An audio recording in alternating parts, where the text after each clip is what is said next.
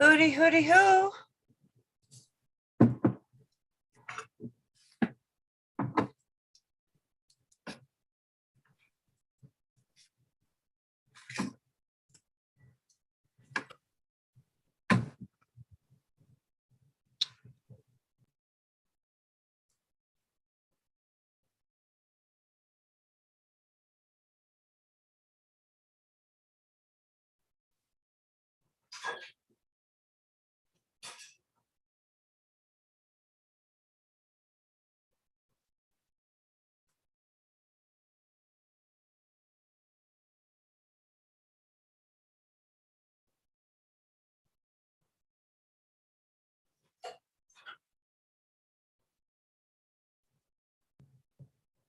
Hey, hi there.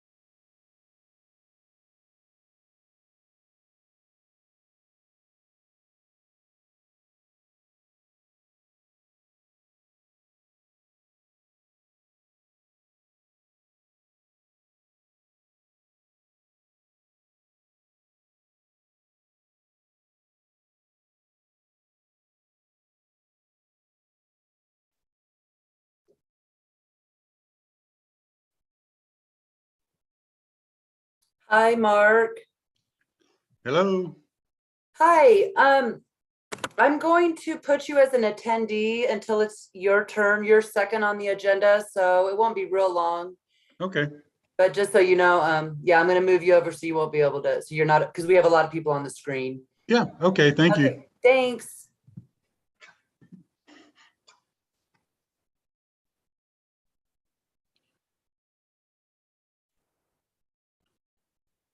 Doesn't mean I'll know how to work it.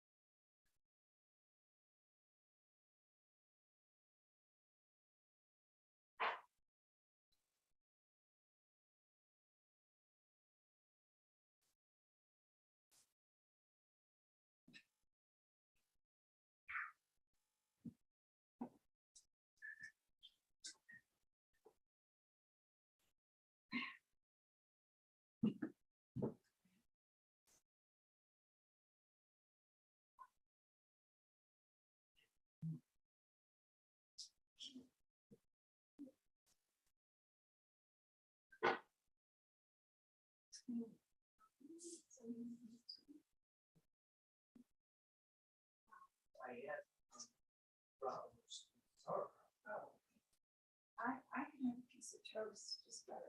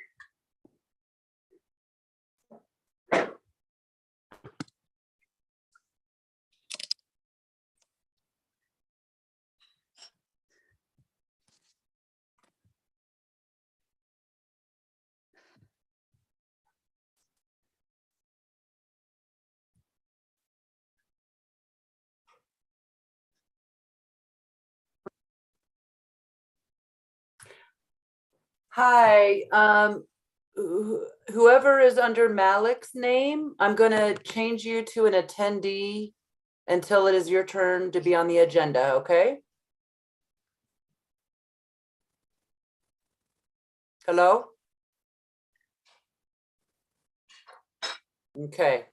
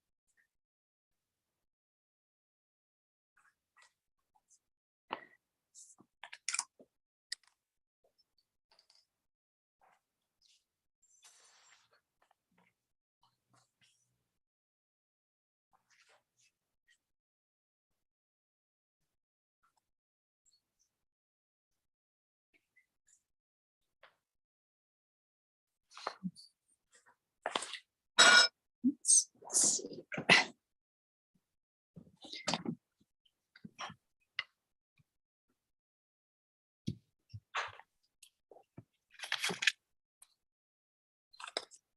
Hi, Joan. How are you? Good. All right. I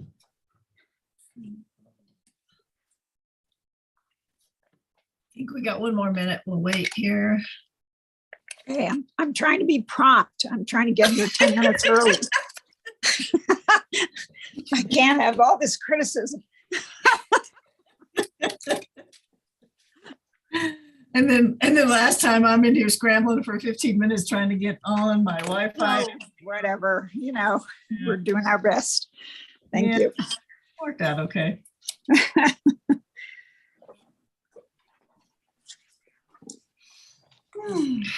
Let's see. Jen's on too. Good. Yeah, I'm here. Hi. Hi. I don't see Joyce or Tom Peterson, but Mark Lockerman is here.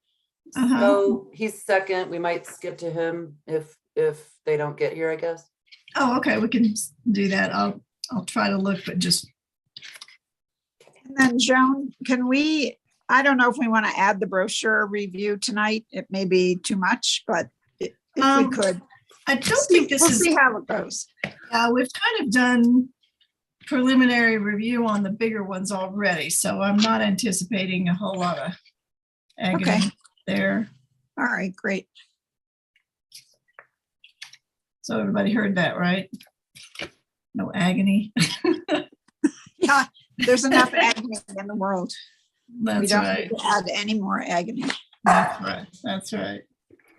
Okay, so I've got 6 o'clock. Is everybody on? That's on there. Is Bob on? I am Joan. I'm here. Oh, Betsy, are you here? Are you ready? On Betsy's time. here. I got it. Okay. Okay. Let's go ahead and start the meeting. And if you would take the roll, please. Okay, Joan Eaton, Here. Sean Platt, Cindy Neely, Here. Betsy Blakesley. I know you're here, Betsy. Mark Reynolds, Here. Bob Hamilton, Here. Frank Gansett. Here. I said here, but I don't know if you heard me. I didn't, but I absolutely know you're here. It's okay. I'm having a lot of trouble with my internet. Seems to be freezing every time it snows. So Oh, no. I'm sorry. Okay. So can I get approval of the agenda? And we would like to discuss the brochure if it's not midnight. Yes, please. Right. Okay. And if it's midnight by then, I won't be here, just to let you know. So I'll probably Yeah. get sleep back there. So go ahead and talk about it, right? Yeah, it's up to you. And Knock is yourself anyone, out. is there anyone on for audience business, Susan? Nope. Okay. So old and new business, Joyce still not Actually, here. Jen is the host tonight, but I don't think there is. So There is Oh, not okay. anybody. I asked them to type their name into the chat and nobody did, so. No, okay. And then- Jen and Joan, I'm sorry to interrupt, but I know that we had planned to have me speak to the body just briefly about sort of the scope of COA review. Was that, Yes. I'd understood that was audience business, or am I separately on the agenda? I Oh, don't you- have it. You're actually not separate, so now might be just a great Okay. time. So this is Gerald Dahl, our town attorney, and if you would, you're welcome to just. real go- quick though, the approval of the agenda, just Oh, I make can a I do it? motion to approve the agenda as amended. thanks. I'll second Okay. All in favor? that. Aye. Aye. Hi. Okay. Thanks. All right. And now thanks. it's all you. Thanks very much, and I don't mean to officiously intermeddle with your work and won't take a lot of your time, but I was asked to offer a few points that be helpful to you as you do reviews. But even before that, I wanted to give you a piece of unrelated good news, and that is that the Board of Selectmen did vote on Tuesday night, 2 nights ago, to approve on second reading, the ordinance concerning the enforcement of certificates of appropriateness issued by the Design Review Committee Great. in this commission in the very form that you saw draft. And I can tell you that they really appreciated the committee's review and recommendation of that. I can also tell you that one question that I did get from Selectman Smith was, okay, this all works as COAs are moving through the process now. What about a COA that was issued a year ago, 2 years ago, 5 years ago, and the current construction or reconstruction or repair has departed from the requirements of the COA? Can we reach back to those in addition to this, as you saw them, sort of current review? Okay, we're going to stop you here, no building permit, no COA until, you saw that in the draft. And I was able to tell them, absolutely, there's no legal non-conforming use protection for someone that got a COA 2 years ago and had certain lighting indicated that was approved by the COA. And then they put wall packs on a year ago that are inconsistent with I'll bet you haven't approved any wall packs. But they put wall pack lighting on a year ago that's inconsistent with the COA that you issued. The third section of that ordinance covers that and allows the town to also enforce for that fact pattern. And I know that was important to Selectman Smith, and I assume probably is important to you too. And I wanted to just let you know that that the board was very supportive of that, and they really appreciated a review of the ordinance. And so it's in place now. I think it's been posted up. Is our rule under the charter, has to be posted up. And I think we posted it up, so it's now effective. Great. So there's that report, and piece of good news. Uh-huh. Yep. One step at a time. I did want to make mention of just sort of a procedural issue around reviews for a COA and the limited jurisdiction that the DRC does have. And I know this was raised at your last meeting, and there was a continuance on that one project, and the question was raised for me, well, what about conditions on a COA separate and apart from the architectural review? And so it's my job to tell you, you are a body of limited jurisdiction, important, but limited jurisdiction, and your jurisdiction is architectural review as against the standards that the town has adopted. I get it that sometimes projects come to you that have other problems. And one you saw last week, may see again later today, has other challenges. Projects always often do. They've got title problems, utility access problems. Maybe there's a bankruptcy somewhere in the background. But these aren't things that you can or should resolve in an architectural review context. What you can do is you certainly have the right to continue a project for more information that's within your scope. Architectural information, we're short of this or that, perfectly fine. And you can certainly condition an approval for things related to your jurisdiction, or the architectural review. But my advice is that it's not available to continue or condition a COA based on, we don't know if you're going to clear that title defect. There's a problem with the utility access. These are things that aren't things that you review substantively in your job. I absolutely get it that without fixing things like that, project may not go forward. That's true. Every project's got freckles on it, and the owner of the property has got to solve all the problems before something can get built. The problem in front of you that they have to solve to your satisfaction, of course, is the architectural review. And I wanted to let you know that. To give you a little comfort, and I see Cindy's got I'll make sure Cindy, because I know Cindy has a important viewpoint, and we've talked about it. I'm glad that she's able to weigh in.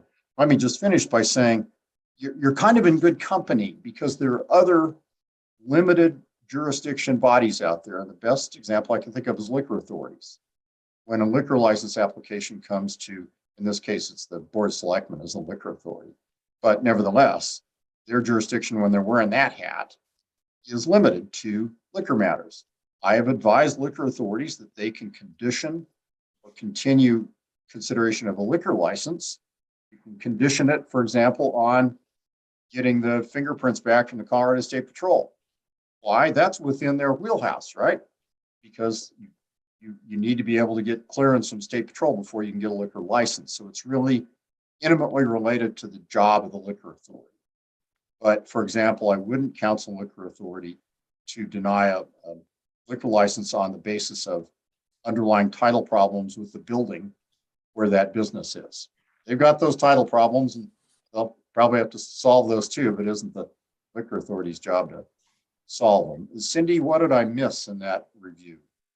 But Jerry, I have a couple of questions, because you say this is purely a review of architecture. That's not what our guidelines say. Our guidelines say that we also have to consider site. We also have to consider drainage. We also have to consider geohazards on that site. We also have to consider sort of the landscape of the site. So that's more than the architecture of a building. So when we look at some things, we're saying, look, we can't go without a drainage plan. We're not going to go without a landscape plan. You're sitting on a geohazard. Our guidelines say distinctly, if that's true, there has to be some sort of a mitigation plan out there, because people consider when they have received a COA, that essentially they may have other things, titles and utilities and all of that stuff. But essentially the town has told them that it is really sort of okay to build on that site. And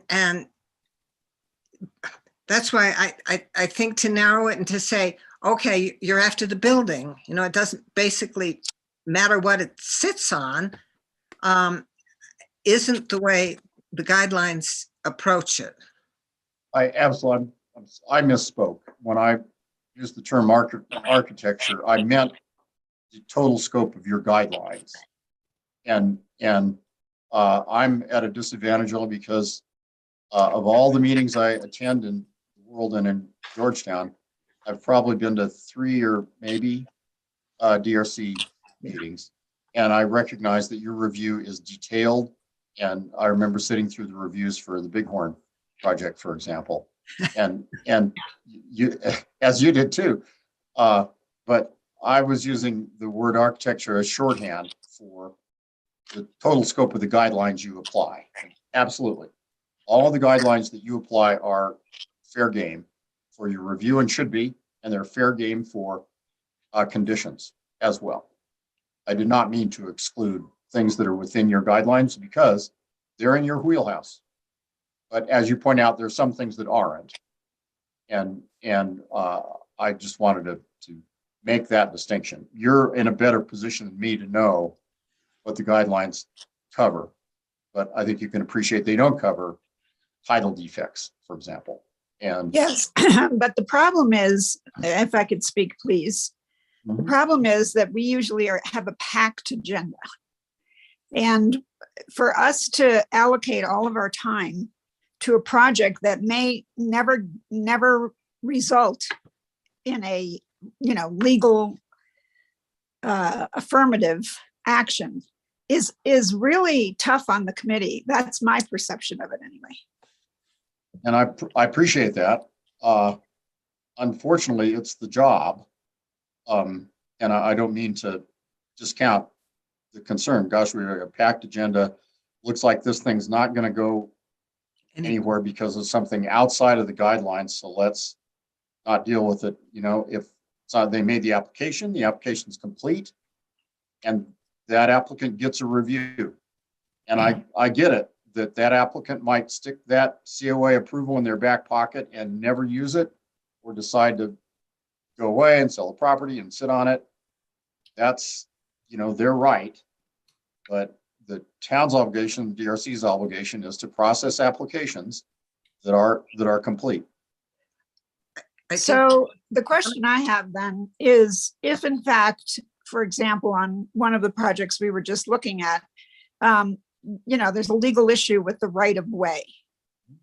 So it's your recommendation that even though this application has not concluded legally that they can actually even be there because the right of way is still under consideration, that we should go ahead and approve all the architecture anyway, even though that would affect our decisions on driveways, locations, etc. Yes, they own the property. So your review is with respect to the proposal they've given you on the property. If in the end, they're not able to use the approval you granted because of off the property problems, then they're not. But to tell them that we don't think you've got access, so therefore we can't process you until you can prove that you do, I think exceeds your jurisdiction. And instead, it's deemed a complete application that ends up on your doorstep, then you process it. And you either approve or you deny, or you approve with conditions that are related to any of the things in your guidelines list. Okay. So Betsy, our COA is never a guarantee that their other problems will be solved or not. It's just our particular part of the puzzle. I understand that, Joan, but one of the things that happens is that applicants tend to say, when they have the COA in their hands, that look, the town has given me approval to do this.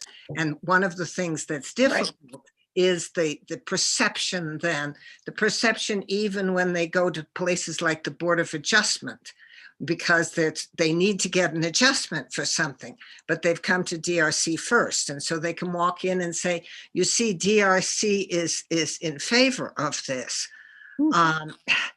And actually, the DRC may not be at all in favor of giving the adjustment.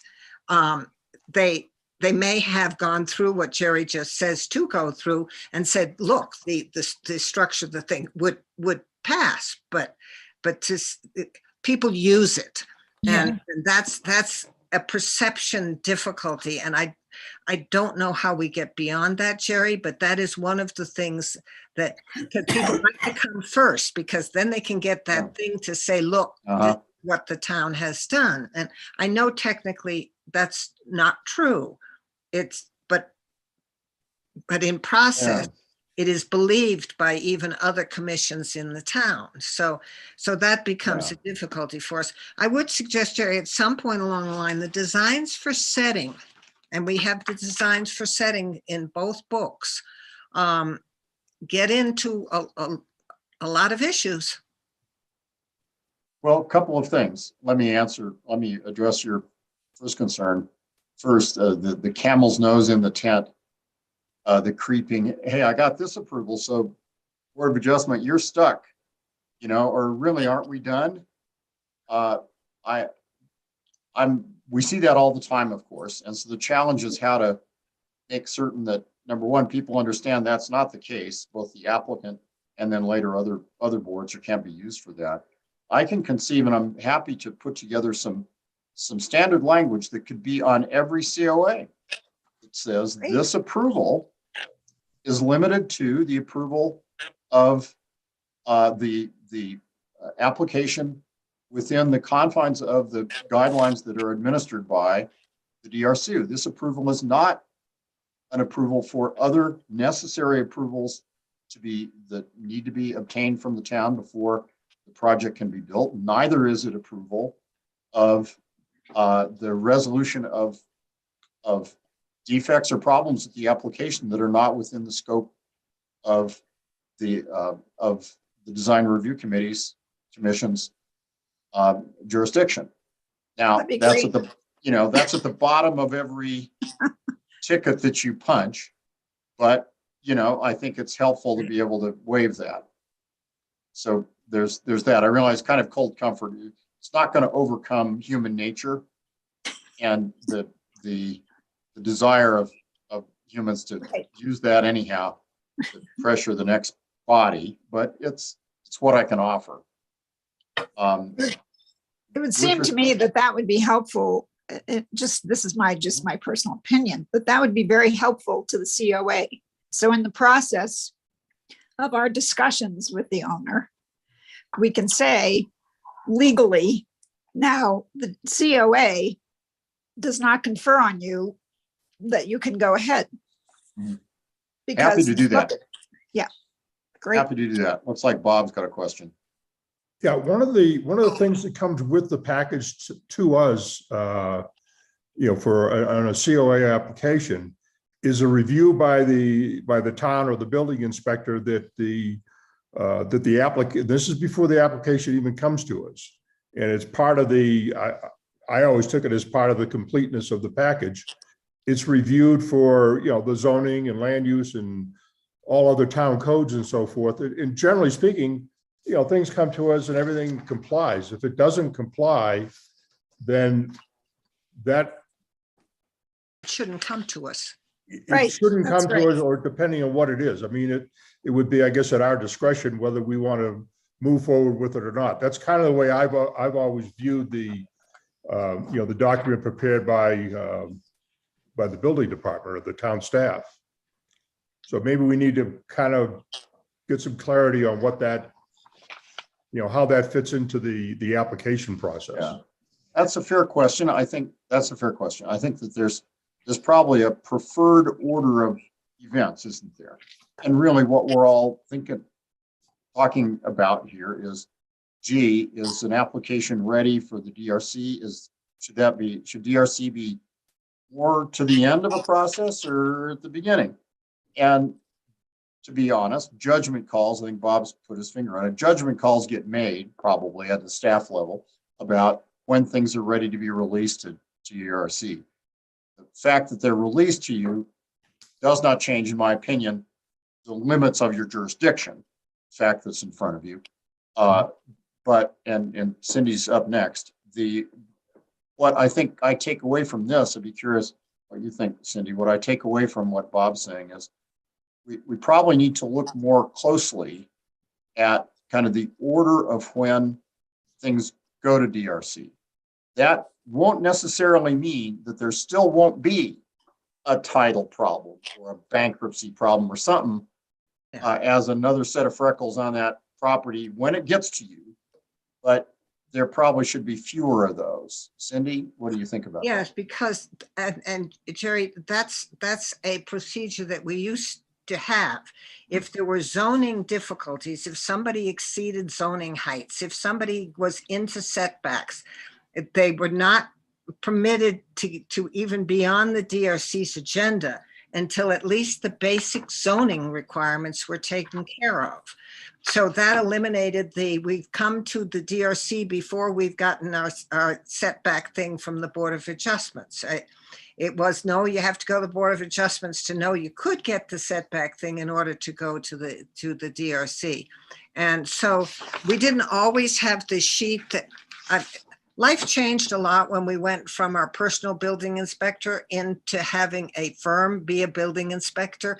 And part of what we're doing all along here is trying to really straighten out how that has impacted us. But the zoning review used to be, it was mandatory. We didn't get little yellow notes that said, please remind this applicant they need a special use permit. You know, if they needed the special use permit, they would have had to have gotten it. So I would definitely think that as we come into a new administrator, part of the problem is that I think that our agendas are a credible burden on our limited office staff. You know, there's a lot of review to establish the DRC agenda, but the order in which things happen, the more we can take care of up front, logically, the better off we are. You make a really good point. And my takeaway from your point and Bob's and actually Betsy's about the tight schedule you have, and that you want to use your time as effectively as possible and as efficiently as possible because you have a lot of work to do. It's quite likely that due to no one's individual's fault, maybe the eye has been taken off a little bit about what should be the order of processing here, so that so that when it comes to you, it is more ready. But as I've said, some things are more ready than others. In the end, you will, when you get an application, hopefully we can make sure that the ones you get are more ready. But when you get one, it may or may not have another problem on it, but you put the blinders on effectively and you do your job within the scope of the guidelines, bringing me to what's that scope. And Cindy properly points out that if something's intimately related to something that's in the guidelines, then yes, that's within your scope. The analogy I would make again would be that liquor authority. And they say, okay, we're going to approve this, but contingent upon getting fingerprints back from Colorado State Patrol, which is always a real delay. Even under pre-COVID times, it took forever. Glad I never had to get fingerprinted, but it took forever to get fingerprints from CSP, and that's a common condition. It usually, I tell liquor authorities, I don't see a reason to continue the application until you have that in hand. You can act on the application and make that a condition of your approval. But that's again related to something intimately related to their job, as opposed to not related, all while important, like the bankruptcy or the underlying deed of trust problem. I recognize I'm not entirely telling you stuff you'd like to hear. It's often my job, and I try to just play it as straight as I can. I understand that you're volunteers and, you know, you do this for the love of the community, and I'm usually respectful of that and do want to make your job as effective and efficient as possible. And as problems like this show up, for example, the issue that Bob raised, it's not something I've thought about or that's been brought to my attention. And it is such a limited staff at the town that sometimes we catch on to stuff like this in random form. And that's kind of how you got to do it. But I promise you, I will follow up with the staff on the order of processing for projects as they move forward, number one. And I'll put together some standard language that can be clipped onto the bottom of those COAs when they're issued around the, hey, this is not a get out of jail free card. This is just. So Jerry, there's COA. one other dynamic that happens with us. And that is that people who are coming to us for approval will say to us, well, we saw that you approved something when the right of way hadn't been done. So if you did that for Joe, how come you can't do that for us? So we end up in this big, conflagration about, are we fair? Are we consistent? Are we applying the rules to everyone in the same way?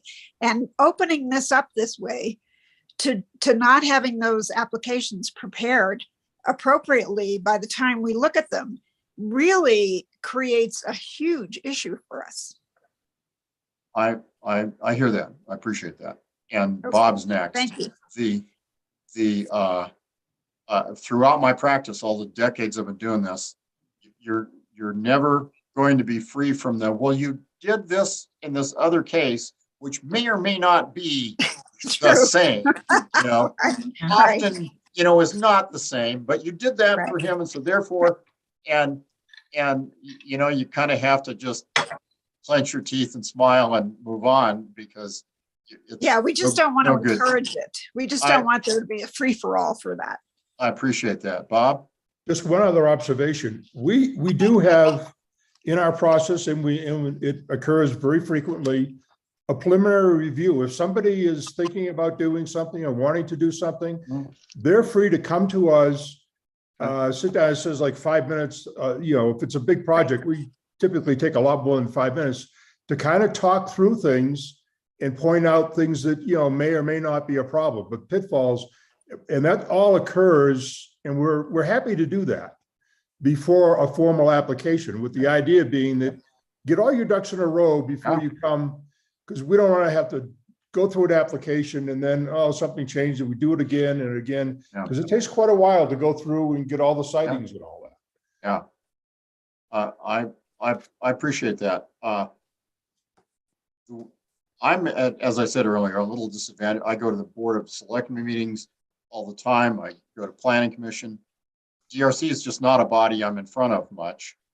And when I'm in front of a body a lot, I really get kind of what their concerns are. And I won't say I become part of that body because I'm not, but I really have a much better finger on the pulse, for lack of a better way of saying it. And I appreciate your letting me display a little ignorance here, not completely trash me for it. But We're not trashing. we learn. I know that we learn by We doing. appreciate your help. Yeah. I know that, and I really appreciate the work you're doing. And it's a little illuminating for me to hear Bob's point, which is, doggone it.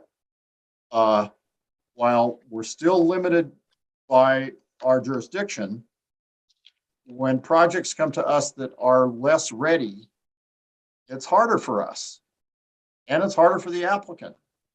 So that's more of a structural, processing change that I'll promise you I'll bring up with staff. You've devoted plenty of time to public comment and me, and I did not mean to derail your meeting, but Good. this is hugely useful to me, and I promise you we'll get more follow-up. Thank you so Okay. much. Yep. Great, Thank you. thanks. And you're invited to stay for the rest of the meeting since you don't need to come here. Fair enough. You may see me turn off the camera occasionally so I can eat a little dinner, but I'll keep the audio on. If you need me, I'm there. Okay, great. Okay. Yep. Thank you. Okay, so moving on to old and new business. Is Joyce Smith on now? Yes, Okay, that's who I thought you were. So we will start in the order on our agenda here. And Joyce, please state your name and address and tell us what you're up to now. Joyce Smith, 926 Rose Street.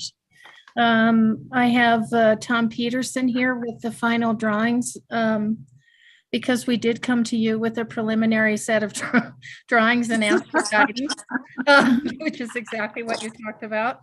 So we made the changes, and Tom, I think, can present, what we think is the final drawings for the addition on the house at 926 Rose Street. Okay, whoa, this is on our agenda as an amendment. I believe that we passed the drawings on it. Oh, okay. And so I think we're only looking at the rear of the house. Is that correct, Tom? Correct. Yeah, it would be an amendment to this. So it's not the final permit set of drawings, but it is it's just an amendment, like you said, just to It's modify the- it. to the design. Okay, sorry. That's okay. I just, for our record keeper. Understood. okay, Tom. So really all I put together there was just a modification to the door and window schedule and the same east elevation view of the top view is the new proposed window layout. The bottom view is what was previously approved. And really it's just the windows on that second floor of the east elevation. We just made a plan modification that one window on the left was kind of interfering with. So we thought we'd just put the windows together to match the doors below and do a little bit shallower but wider transom above it. Tom, Yes. I found the graphic fascinating. Yeah. The reason I found the graphic fascinating, and I don't have any problem. The double window below the double vertical windows seems, but if you look at that graphic, which house seems to have the steeper roof?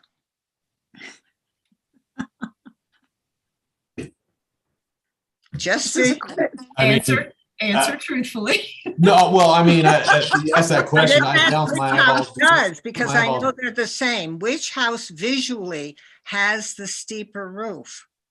That's a subjective opinion, and quite honest, I mean, when I bounce my eyes between those two and look at the roof line, It's the same. they appear the same to me too, but I might visualize But things differently. visually, I think that the lower house has the more sense of vertical nature to it. And part of it is that it's got vertical windows, and that top transom cuts a horizontal line right across there. Is there anything else that can go where the top transom is? Not where the double is. The double's gonna be fine. Cindy, we want the bottom picture, right?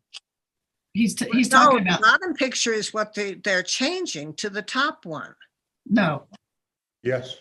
Yes. Top picture is what we are asking to modify. oh. Yeah, and what I'm saying is that that it's that very top horizontal, what you called a transom window, I Mhm. believe, Yes. that it takes away the vertical appearance of the back of the house. And that house is very visible from the back, happens to be because of it's got lots of open yards behind it. So it happens to be visible from the back. Because Joan's instinct, I think, is yes, the bottom one is what. Looks good. That bottom one looks good. Yeah. But I understand they want the double window, and I think that would work fine. It is the transom above it that is there any way to put something that is vertical above it? Is the transom window something that opens? Or is it No, just a window? those So it's in there mainly to get more light in the room? correct. Could you go with a different shape, Yeah, round or something like that, or smaller? Yeah, the issue, which doesn't show up on this drawing, is, we have a scissor truss in there, so the ceiling line from the inside, the window below was again the single window that's in the originally approved version. was in the wrong place. It's allowed to go higher because the ceiling line, it's relative to the ceiling line is why that upper window wasn't drawn taller on the new proposed. Well, if it's skinnier, it can be taller, you mean? Correct. Well, even if you put I don't know, let's say it's for talking, it's a 2x4. Even if you put a 2x2 centered over the double window below, that would give you the vertical emphasis. You've put a horizontal line in that space, a large horizontal. So Is Being it the a peaked windows that- ceiling inside, or is it like a carpet, or I'm sorry, say again, Bob? is it a peaked ceiling in the room Yes, it inside? is. Yes, it is. So you can go, put a vertical window up there. It's not, doesn't the interior ceiling line is a shallower pitch than the exterior roof, so that's so you don't have a lot of space, but Right. certainly you could get take half of that window away and center the other half. Yeah, I mean, it could be a single window above that, I suppose. I guess, just looking at it just seemed to fit, as far as I get your point, Cindy. I see what you're saying with the double window being a more horizontal feature, if you will. No, it's the horizontal above it that makes the whole thing come out horizontal, because the double window still has a vertical appearance. It's still it's square actually, but it has, because it's two windows, it still appears vertical. It's Right. the thing that goes across the top of it. Right, The double window is fine. It's the one above it. the W12 window that I've called out there, that's the one that, How about a trapezoid up there? Two trapezoids.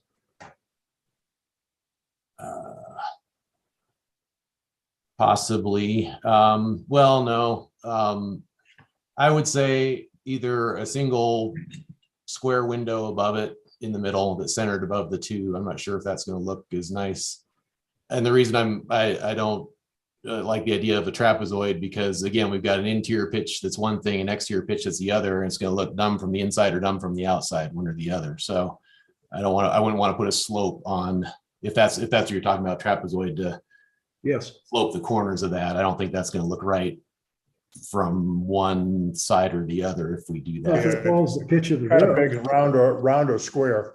But yeah, I could see, I mean, we could possibly do a rounded top, and I don't know, Joyce, we haven't, if Joyce and Brian have comment on that. I mean, what if we turn that into a rounded top, might, with the flat on the bottom and then round off the top. So it's a half circle. That might be, That'd be good. Or a plain square, because these aren't square. They are wider than they are tall. Both sides of this is that they aren't two squares put together. you think if two squares were put together, that might do it? No, too? I'm saying if you take one square and put it in the center, Okay. your square can be a little bit bigger than either side of these. Okay. And it doesn't even necessarily, I mean, it could be slightly vertical. Yeah, I get what you're getting at. I just need to see, trying to pull it up now. Getting and at that, yeah, you can't see it. I can- Because I think we want something that's slightly vertical above it. Yeah, I think this diagram is a great Yeah, example of right. buildings with the same outline, but just the windows make the vertical orientation have, give you a whole vertical look on that face. Okay, so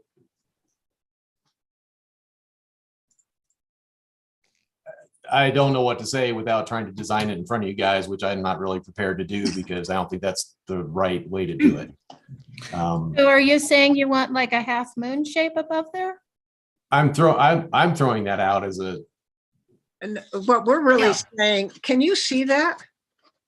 Not with that. I can barely see. Okay. so you're 'cause just saying a square or kind of a vertical single window above. That's single window above it. right. Okay, Cindy, if you talk, it'll make you big on the screen. If you start talking, Cindy, it'll show your picture. It will? No, Yeah. my pictures stay the same. Yeah. Same. But I think that's, it's a regular, it's a small vertical window up above the other two. Up above these two. I mean, because I Right. don't think anybody has any problem with those two. Right. It's Okay. this thing. So to just make sure it's a vertical, not a horizontal piece, that you have more Okay. height than width. Without sort of, necessarily doctoring it up with fancies. Well, Right. basically it's the one in the lower picture that's up on top. It's just a little bit smaller. Yeah. So we want kind of that same window, but It's maybe, this guy moved up above that guy, but a little Yeah. bit smaller. That's a possibility. I'm not as keen on the look of that personally, but we can look at it and maybe,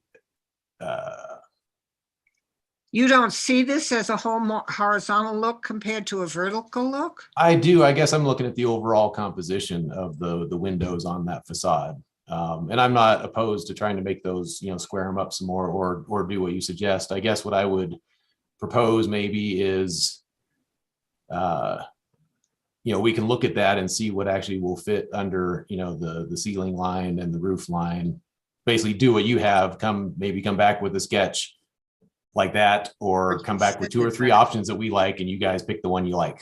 And hopefully we hit one of those or something like that. That's, I mean, when you look at these two pictures, the bottom looks like a Georgetown house. Yep. And the top looks like a very contemporary kind of, it just doesn't look like a Georgetown house. Yeah, and that's the top one just. because of the vertical direction. Right. I mean, Right. this one is more balanced. I agree, Sure. that's, Yeah. I think what Tom's seeing is he's balanced his windows. But the overall impression is very different than. what if we just drop the,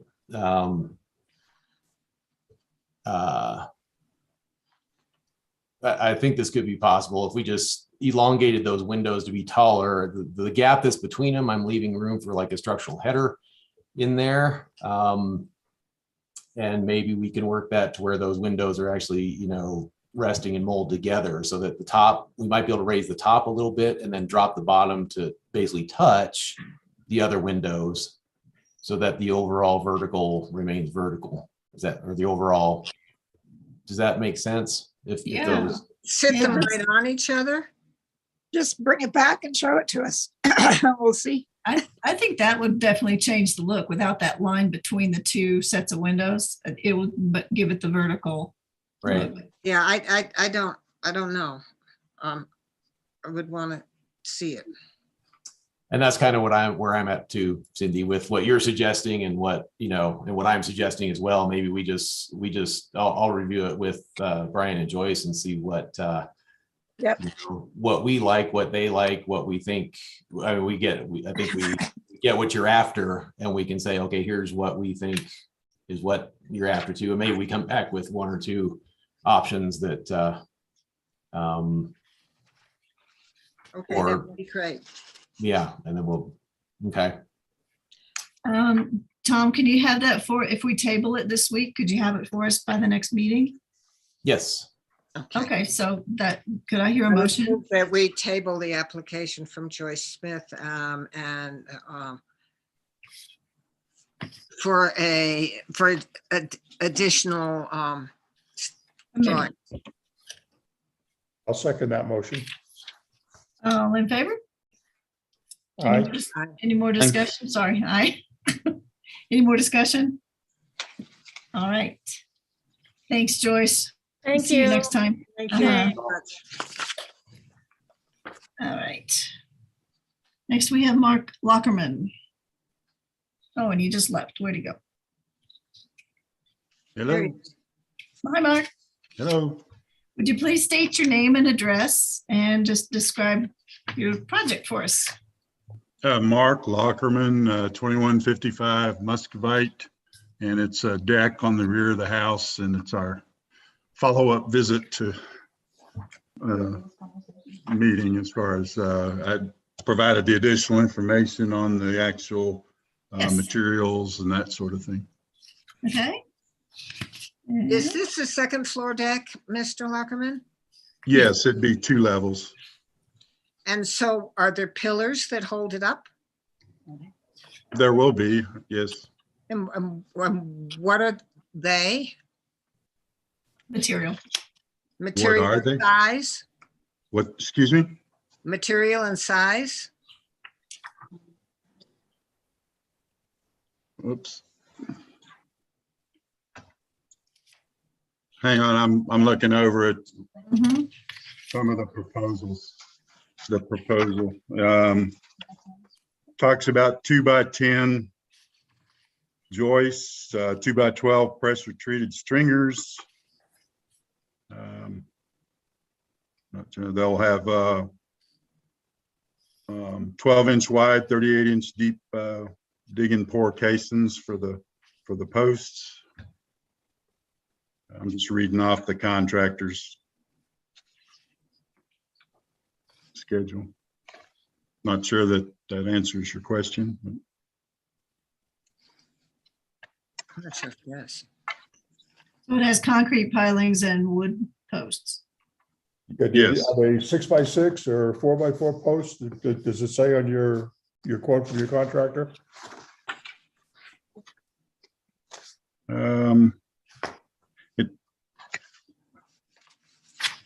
It doesn't actually have the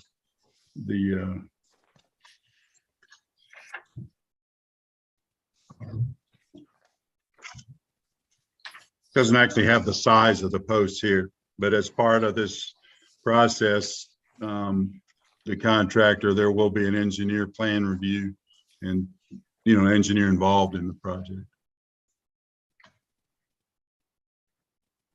Yeah, Safe Built will check on that, I'm sure. Yes, but because the second floor decks, it's good to have posts that look somewhat substantial. Agree. And we see a picture of this decking, and you planned for the same kind of rail that's in this picture, the iron rail? Yeah, on the front page of that, the metal railing.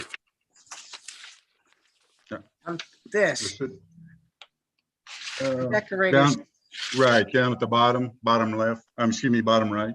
yes, okay. And the stairway is on one end? Correct. The stairway is on the one end to go up, and then yeah.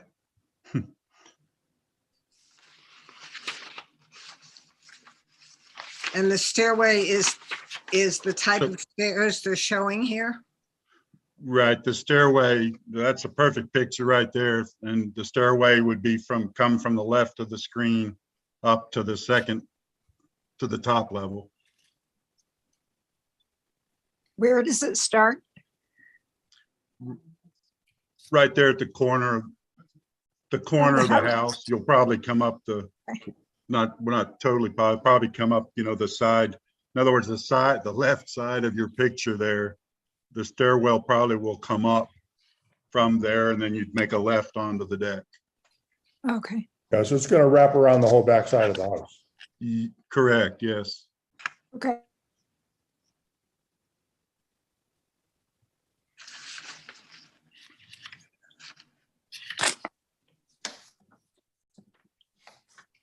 And the decking is what material? It's mineral-based composite. Should be a page there in the, Yep, there is. oh, there it is. And the X's are the two, it's gonna be one, the lighter color, and then somehow that trim Mhm, mhm. picture frame, my wife tells me. Yes. Whatever your wife tells you, you should agree with. That's right. I have learned that over many years. Are you going with the 7 1/4 or the 5.5 inch wide decking? They're at, I think what the plan is it's gonna blend the widths. They're gonna blend large and small. Okay.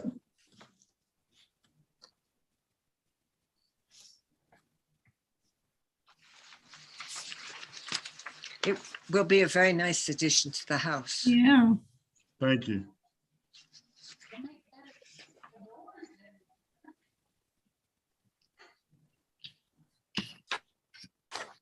Okay, so anybody got some sightings? I had some somewhere. Where was I?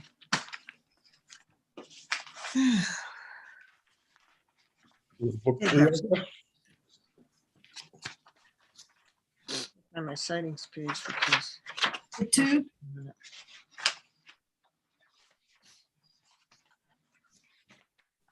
Book 3.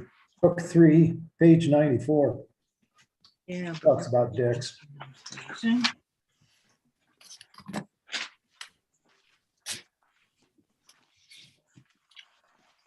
You could probably do A, use of a porch, balcony deck or awning is appropriate. A1, size and style of porch and deck should fit in. A2 talks about deck should have use similar materials as to the primary structure.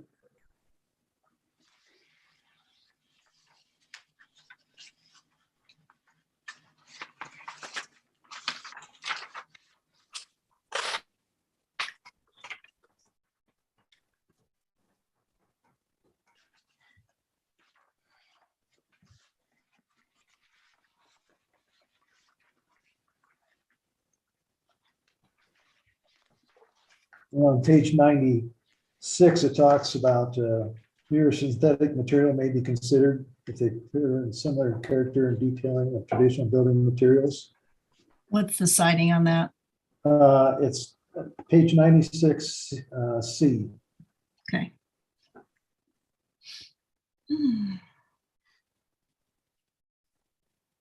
And Maybe C4 samples of them because he's given us samples.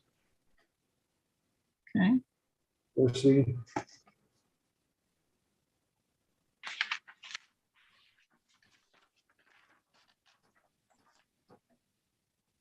And we could just ask that,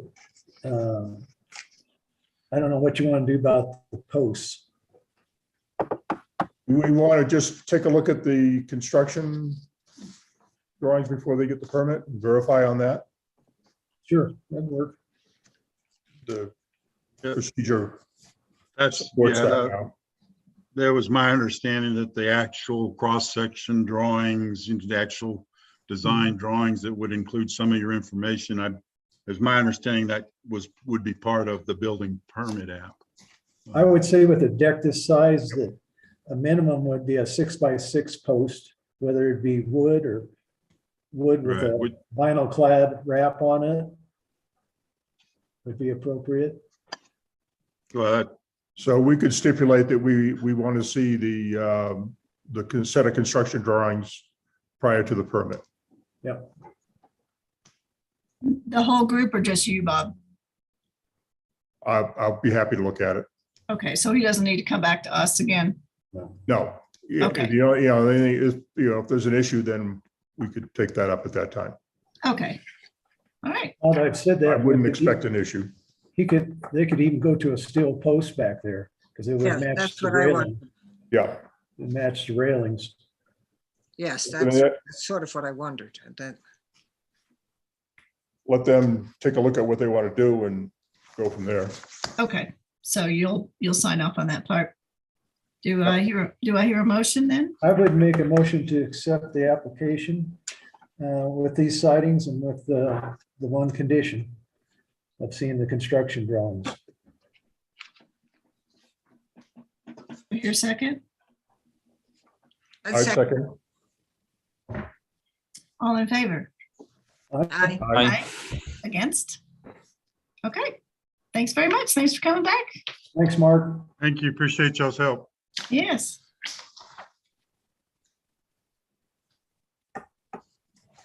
Also, given they did pass that new ordinance, what we have said is that somebody appointed by the town will actually do that building permit review for all of our applications, Major projects. major projects. Major That's true. projects, yeah. Okay. Okay. Let me find my agenda here. Nasir Malik.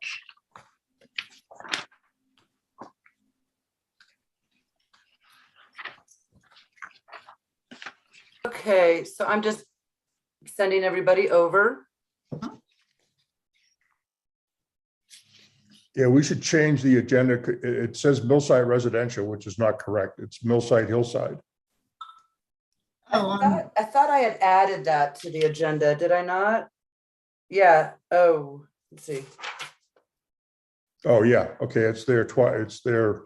It's on my certificate and it's Yeah. on, It The says zoning- residential in one place and Hillside in the other. Yeah, but the zoning district is Millside Residential. The character area is Hillside. yeah. Hillsides Oh, okay. don't have their own zoning. They're all in a either historic Millsides or Meadows zoning. Okay, well, they're both on my documents that I have here, so I Yeah. think we're good. Yeah. Okay, How are you guys? That was me. I wasn't sure exactly how to put it. And yeah, I understand what Cindy's saying. No, I think you did good because you've got it on at least on the second one, you say the residential district and then / the character design area is the Hillside. Yeah. So you've got it. Yeah. You did good, Jennifer. I just didn't read it right. Thank you. Hey, is he on and we have no picture or? I'm not sure. There was 3 different Nasir Maliks. Oh, okay. And there he There he is. is. Yeah, hi, good evening, everyone. Hi. I have requested Matt and Sarah, our architect and the people from civil engineer to help me lead this time. So they Okay. can, since Matt was the person who took all the notes from the previous meeting. So they are Okay. both in the meeting. Thank you. Sure. I want to be where you are, Nasir. Your background is really striking. I may lose connection where I am. That's the reason, Bob. Okay. So sorry, we're actually missing Matt Runner. He says someone needs to let him in. Yes, I am trying. Well, there's one Nasir right here. I don't know if that's him. There's 2 of them. So I don't know who the other one, if he could unmute and show the video, then we could see what's going on, please. He says that he may be under Dalkita. And I don't see, I have one more person that's an attendee that I'm trying to move over. It's not. That must be Let me Mr. keep Sal. trying. I Yeah, don't know. Jen, did you send him the link or did Nasir send him his link? Because that's why it says 2 of them. Yes, I did send him his own link. Okay, I don't okay. know what happened, but I do have the drawings that he submitted to us 2 days ago, and I can Uh-huh. share the screen for that. Okay, well, can he call in or something? He's on now. That's why he's Oh, texting. okay. He can hear us. Who is this person? I don't know if you guys can see this little hand I'm waving Yeah. around. Who is this person? Anybody? The 303 area code? I don't see a phone number, no. I have another person under Nasir Malik That as must an be, attendee, and I'm trying to promote it, but it won't let me. Let me rename it and see if maybe that's the problem. that must be There's- Mr. Sells. Yes, we have 4, and Matt is signing off and signing back in. Okay, Okay, That'd be Okay. good. I'm just gonna write hello for another name. I don't know if it's because there's like too many with the same name, the system doesn't recognize what's going on or what. all right. He said he's gonna try to sign back in. Okay, And I saw Delkita earlier on participants, Okay, Yeah, and that's him. so I assume he'll come back on in a minute. okay, I never saw that, so, but, Yeah. okay. Okay, well, Can hopefully I this- just, Joan, Yes. last time, did you all do sightings? We did a fairly extensive preliminary review on this house, but we have not done sightings. Okay, no, I just So- wondered if you, because yes, because I wasn't here last time. Right, right. But I was here for some sort of a preliminary review sometime back because I did the site visit with you all. That was our original review, which we made a preliminary since there were so many other things going on. So Yeah. this will be the final, hopefully. Would it be feasible to do both of these in terms of the sightings together? You know what? Let's do, I don't know if I can do that.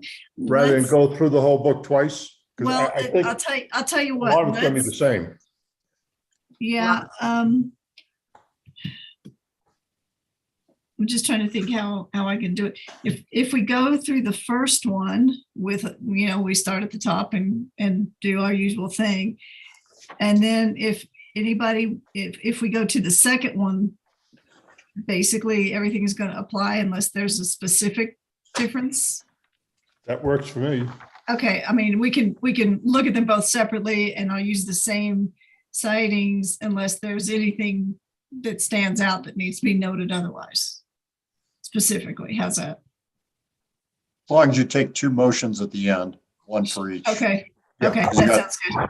Formally, you have 2 applications, but you could Right. certainly, when you get to the second one, you can take a motion to, approve or whatever with the, keeping the sightings for the application number 1 with the following changes or additions. Right, That would Okay. position you, but we'll wait to see it evolve and maybe it'd be easier some other way. okay. Hello, this is Matthew Taylor Renner. Can you hear me? Yes, hi, Matt. Hi, I called in. I don't know what's going on with my Zoom. It just wasn't working and it's being weird. So I'm calling. Okay. In. So hopefully Well, this works. Okay, sorry about that. So speak up since we can't see you. Don't be shy to speak up if you've got input. So Sarah, are you doing this or are you and Matt doing this together? Matt should take the lead as the architect, but I'm here to support him on any civil or engineering matters. Okay, great. And- Yeah. So I'll probably take the lead if that's all right with everyone. Sure. So if you'll state your name Okay. and the property that we're discussing here, and then, My Go ahead. My name is Matthew Taylor Renner. I'm with Delkita Architects, and I'm the architect on the Nasir Malik residence, Lot 4, Block 55. I okay, think that we're talking about that one first. Is that right? yes, Okay.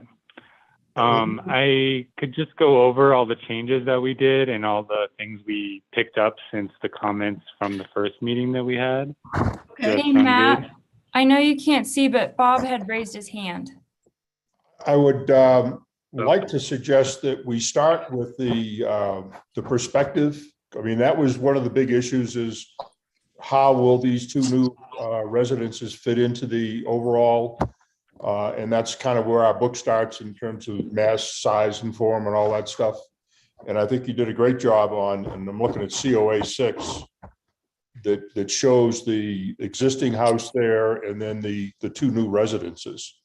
And it gives you a good perspective. Yeah, I think it's actually COA You brought 9. it down and you did a lot.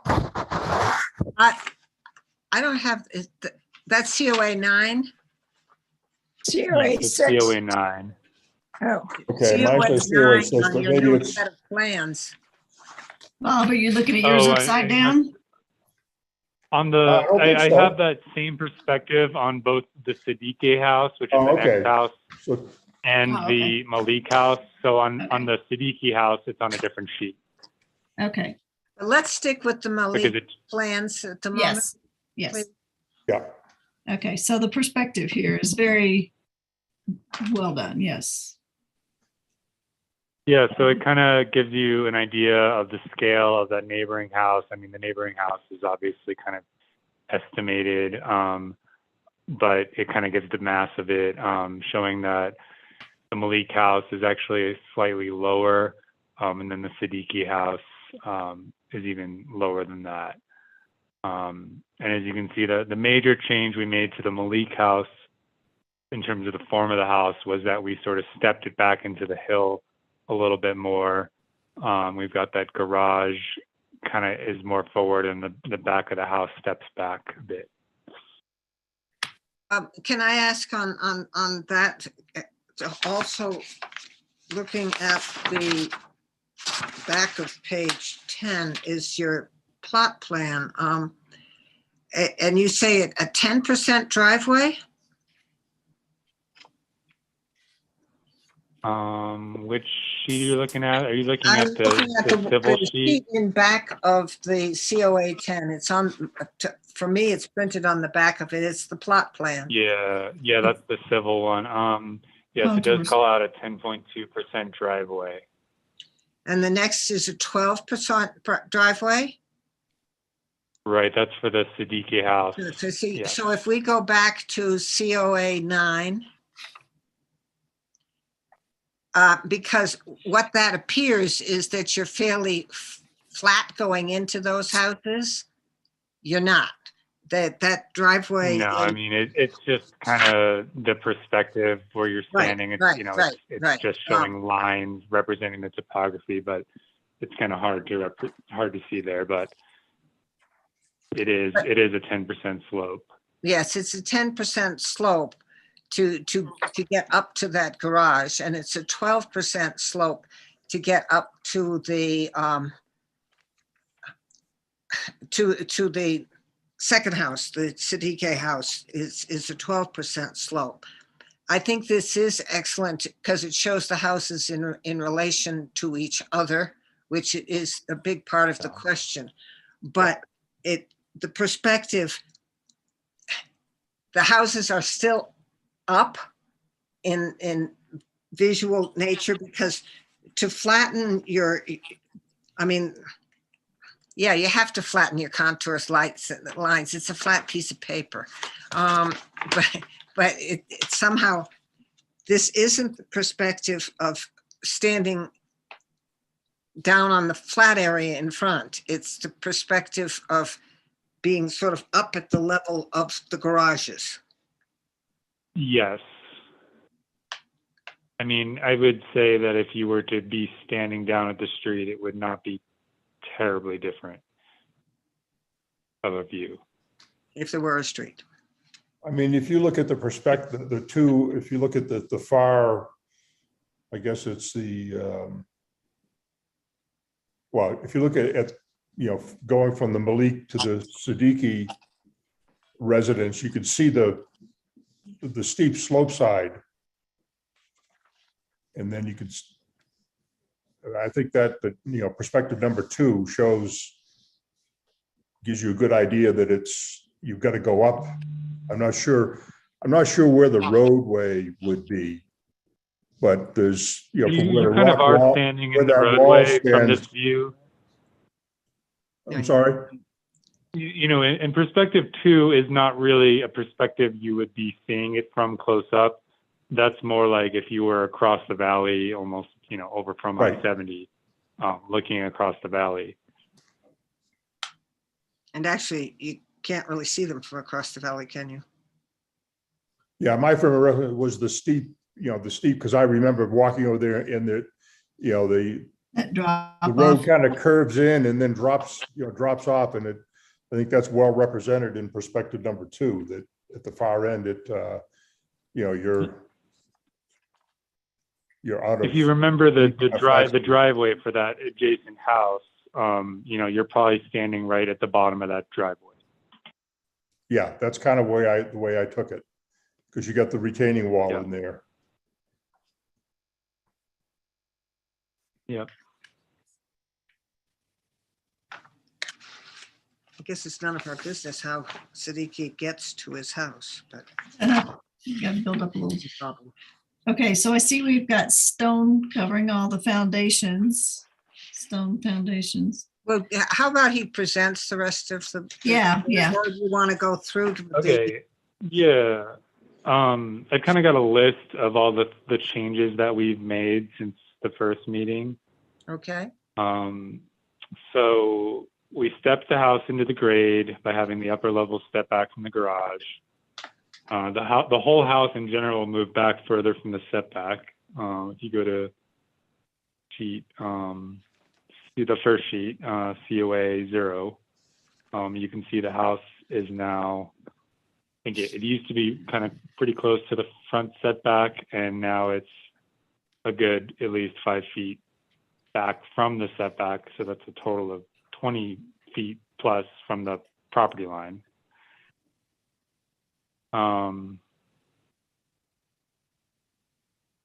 We separated any windows that were combined, and we made all the windows very vertical. Maybe I should go through by sheet rather than this list, so you can actually see what I'm talking about. Is it possible to actually share my screen? Yeah, Oh, you guys I'm bear not with on. me. I'm sorry. I'm I'm not trying on. to do this. I didn't know if you could share your screen since worries. you're on a phone call. If you want to go ahead and share, then go for it. That'd be easier. No, I'm not able to right now. I'm just on the phone call. Just give me 1 second. I'm trying to Um, figure out how to get to the first page. Okay, you guys, sorry, but Oh, no worries.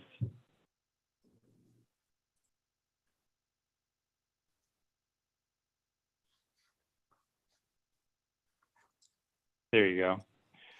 So yeah, we've set the whole house back a little bit more than we previously had it. Let's see, I'm just thinking of things that are on the site plan. We added that stair just on the side. It's kind of, you know, that goes along with the topography because that'll probably just be a concrete stair that is in between the retaining wall and the house to get access to that second level. You can see that it's noted there on Biddle Street, explaining that it's part of the Sims Carlson Red division of land and the easement there. Okay, so, you can so go Matt, to- technically that is not Biddle Street. And so we would request that all of our final drawings do not say Biddle Street on there. Sure, I can remove that. Okay. That's funny. That's not, that note is not on the set that I have. But I see Those were it- added after, and those were added after, and I think just Jennifer has it. Oh, well, okay. I'm sorry, excuse me. These drawings were presented to me 2 days ago. That's why you guys don't have them. Okay. You had already picked up your packet. Yeah. And David, if you could just tell me what page you want me to be on, then I'll gladly go to it. So just let me know, okay?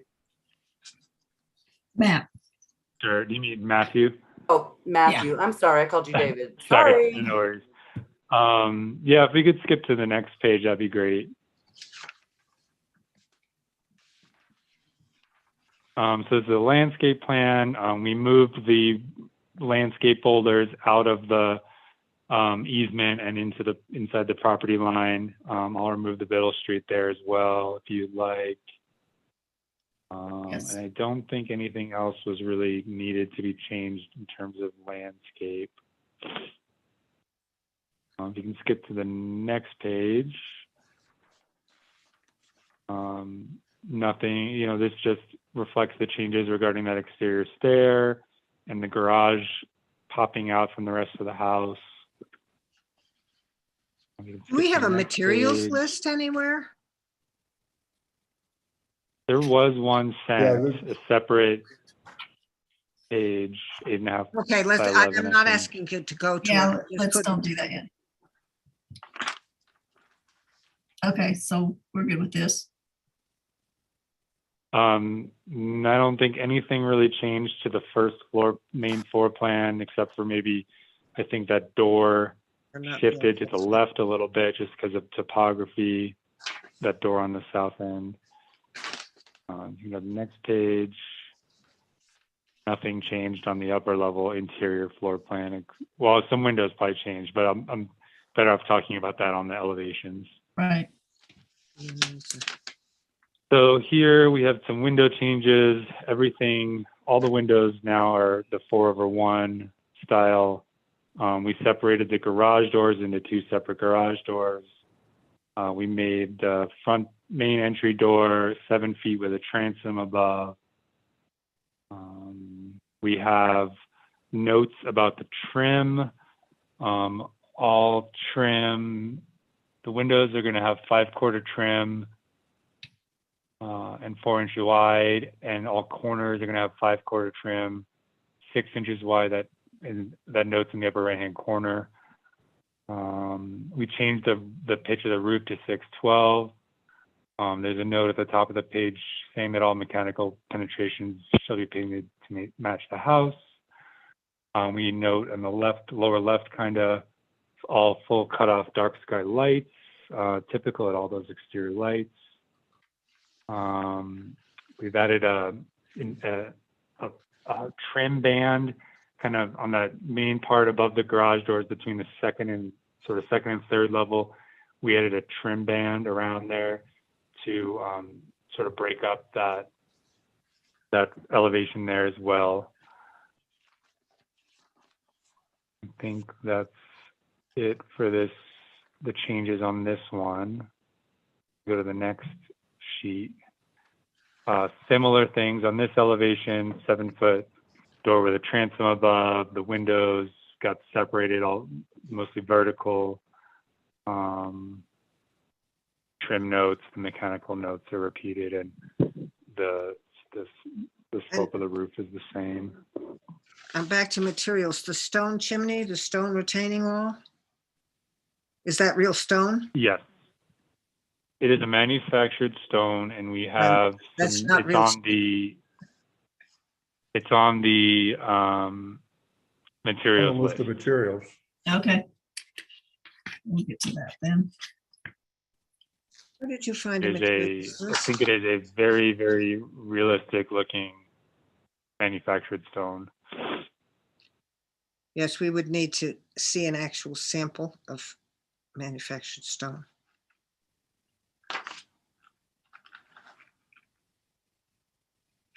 I know I think on the first call that we had, we said that a picture might suffice. And a link to the manufacturer specifications, where I'm sure you can see, which we have there, where you can see examples. I think we did Is that discuss no that. longer the case? I think we discussed that, and either Mark or Sean maybe was familiar with the product as well, but we'll check that out and make sure. Okay. Yeah. I just clicked on it. If you go to coronado.com, Tuscan Villa, you can see lots of real life. Yeah, the examples, reference is on project the material list, so it's easy Yeah. enough to check. Yeah, okay. I'm familiar with Coronado. Good stuff. Do we want to go to the next page, I think? Another elevation, same, really kind of ditto on all those same comments. Those horizontal windows, I know we talked about, they face the hillside. So, you know, no one really sees them. So I think it was discussed that those might be okay. And the reason that they're like that is because they're above kitchen cabinets. So that's just to get a little more light in there. Yeah. Okay. Skip to the next page. And kind of a ditto on this elevation as well. Skip to the next page. That. And this is just kind of taking the civil plans, which I think are also you guys have, and just highlighting really clearly where we had changes to the topography. And is there a real indication of where you expect drainage to flow? So I think the best plan to talk about that would be the civil plan, which I believe I sent as well. I think it's a separate PDF, a single sheet. Okay, let me try to get to that. Just give me a sec, please, okay? Is that Yeah. your grading plan? Was that in the original submission that I need to get out of these plans and go back, or? That is correct. Okay, thank you. Well, this one is the new grading, correct? New contours. She just means the one that was sent like 2 days prior.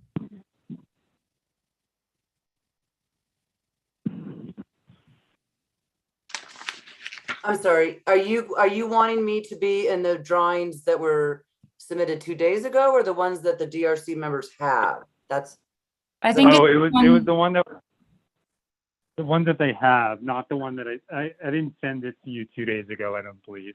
so the prior one. Okay, I'm just trying to locate it, that's all. Just Yeah. give me a sec, please.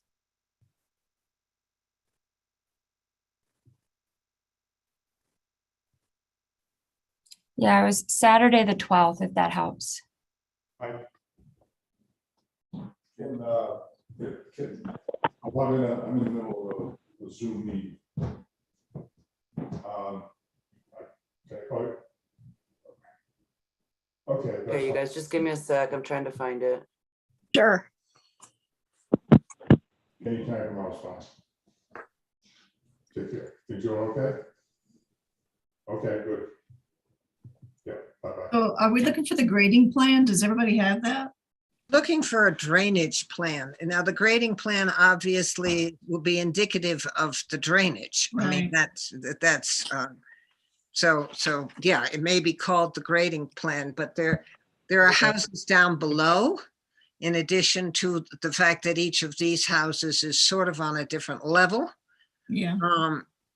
That, you know, and our guidelines get fairly instructive about drainage.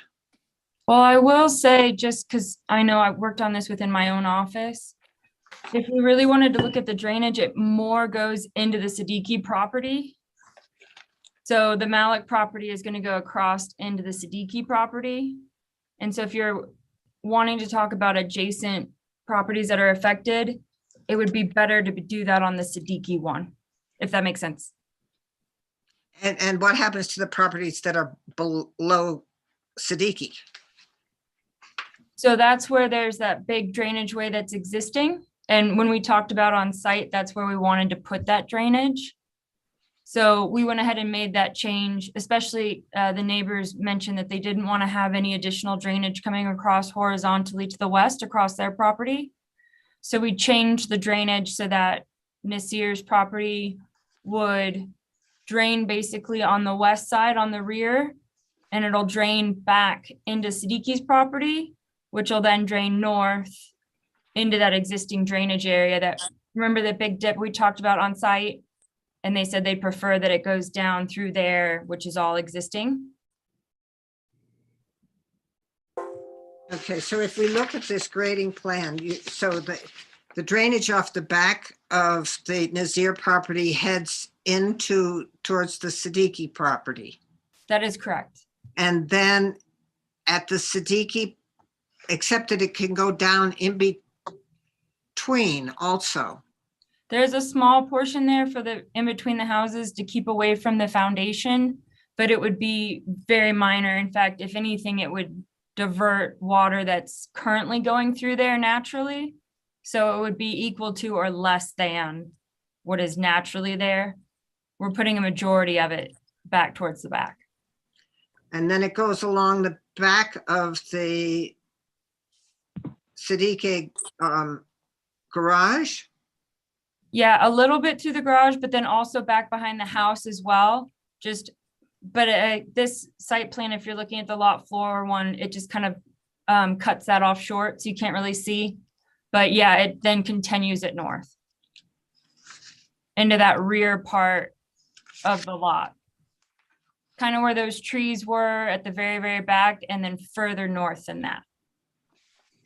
If there's something on the new submittal that I can share the screen with what you're talking about, I cannot get to the original, well, the version that the commission has. I can't get to that right now. I apologize, but Jennifer, yeah. Jennifer, if you have access to your email, I just emailed it to you. If you want to pull it up that way. No, I can't because, well, I could try. I'm at home. I'm not in my office now. Like, Yeah. that would Does take it- me a minute to do. I gotta Does it log let on. you share? Sarah can share it. Yeah. let me- Yeah, yeah, I you hit can the share button. it. Can you There we guys see go. my screen? Yep. Yep. Yep. Okay. So Yeah. yeah, if you see, oh, now it's a little slow. I just zoomed in way too much. Sorry, everybody. Okay. Sure. So yeah, you can see the Siddiqui property is shown here, but it really gets cut off. So we might want to kind of continue this conversation when we get to the next application. But if you look at the Malik property here, you can see that basically we're pushing a huge majority of this north. So currently there's, and you can kind of see these lighter dashed lines are the existing grade, and then the very dark ones are the proposed, of course. So depending on your resolution of your screen, you can see that this area was where water was going already, and also right here. So we're not really necessarily disrupting that, but we're pushing a majority of it north. So there would be, like I said, either the same as or less than what is there currently. And that was mostly to really help with getting things away from the foundation, but then also when talking to the neighbors, that was a concern of theirs. So we wanted to be respectful of that. Tara, that it says that the high point is out there in the middle of that down drainage. Oh, well, so that's the high point just of that swale on that north side. It's a reference point for the swale in difference to the top of wall. And so actually it's lower than the what's coming in from the Malik property? That is correct. I know that actually seems a little confusing now looking at it, but yeah, that's a civil, basically, these two are in relation to each other. Yeah, But okay, it's the gotcha. high point, yeah, of the swale. Yeah, if you look at the numbers in the I squares, can those see it, being, I can see it in the numbers, yeah. Yeah. Yeah, Okay. and we also added this additional large curve here. That was also a request to make sure that when backing up, it would be easy to, back up and stay tight to this easement area here. Potential easement. Sure. All right. We went all the way around the house? Are we ready to start actual review or for our for some sightings here? Yeah, we've been starting on, I had it, page 13 of Millside Hillside. So what page are we all looking at? Book Let's 3, page 13.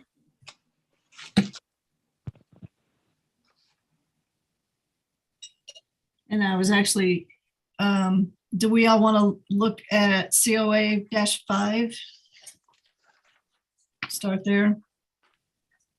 Would you like me to bring that up? Anybody? Sure. Okay.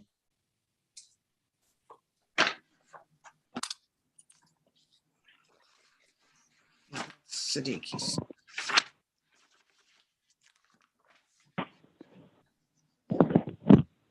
My desk is too small to. I know, mine is too. Yeah. I noted that on the cedar lap siding, it's a 5-inch, or I guess it's a 4-inch exposure.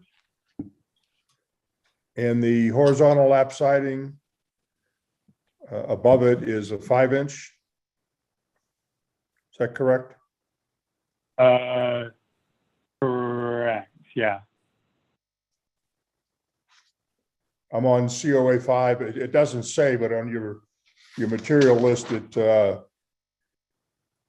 Allura looks like it's a 5-inch exposure. Yes, yeah, you got it.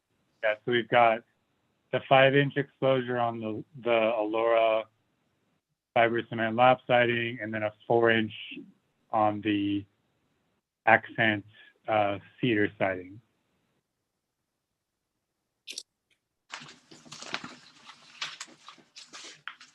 Okay, do we want to start on page 13 of book 3?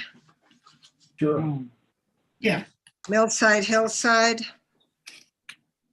Mass and size. Okay. That's 1A, use building forms that reinforce the perception of the natural topography. And it's A1, buildings that are set into cuts in the hillside are encouraged. And A3, buildings that cut into the slopes are encouraged where they can help minimize the perceived mass and size. Where are you, Cindy? I'm on book 3, page 13, Okay. Millstone Hillside.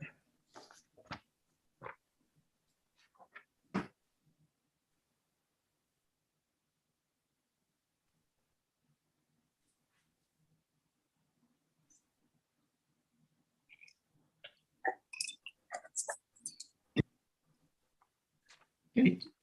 2, roof and form. Roof and, yeah, and then 2, roof and form, use simple rectangular shapes. These are not roofs that repeat the slope of the hillside, but well, at some level they sort of do because you've got a huge slope behind them. Are there any skylights anyplace? No, Okay. there's not. Are there any solar panels anywhere? No, there's not. All right, page 14. Number 3, the platting. Locate buildings in line with existing contours when feasible. We've sort of tried to push these into the contours. And on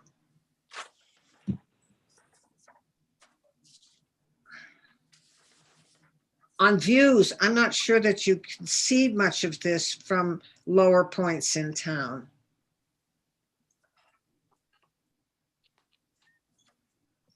So I'm not sure that the views section matters. Okay. Page 15, place buildings in locations that minimize visibilities not on the high points of the proposed site. And these certainly are not on the high points of these lots.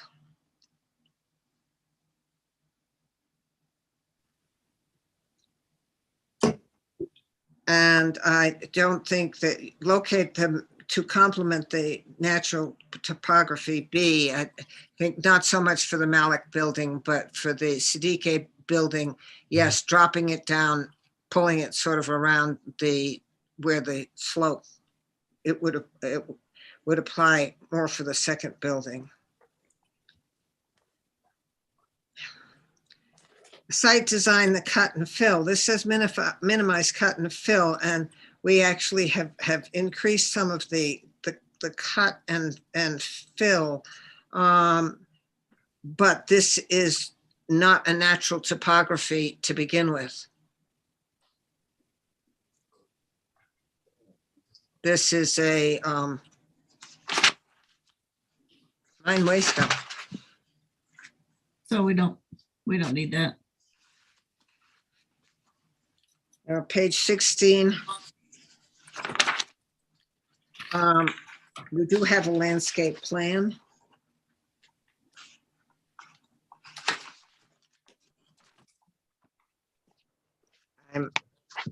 I think that the rocks and the minimal to some, try some shrubs and trees. I'm not sure much will grow. So landscaping, A, use plant materials that blend with the hillside. Yes, this is fairly straightforward, to some aspens and some rocks.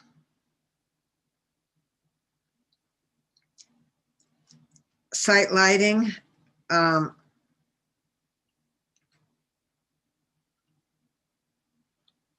A3, exterior site lights should be screened and focused downward.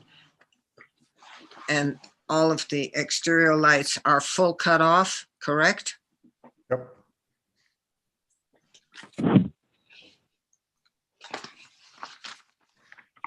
And then I skipped through the rest of those districts and went to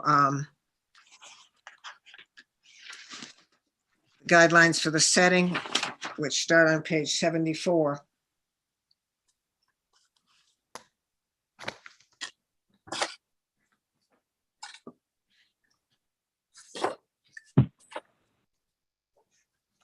And I'm not sure that one applies because this isn't sitting on natural resources.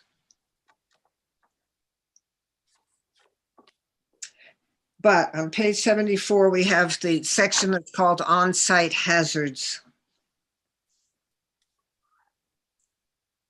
And number 1 says on-site hazards include floodplains and geohazards. This site has a hazard. It's mine waste, and that is hazardous to people's health, potentially. So somehow I think that has to be noted, that is, from our guidelines, a point of concern for the town. Yeah, and if necessary, mitigation applied to that area for excavation. Yeah, for living. No, Well, yeah, well, no, I mean, For it's, surviving.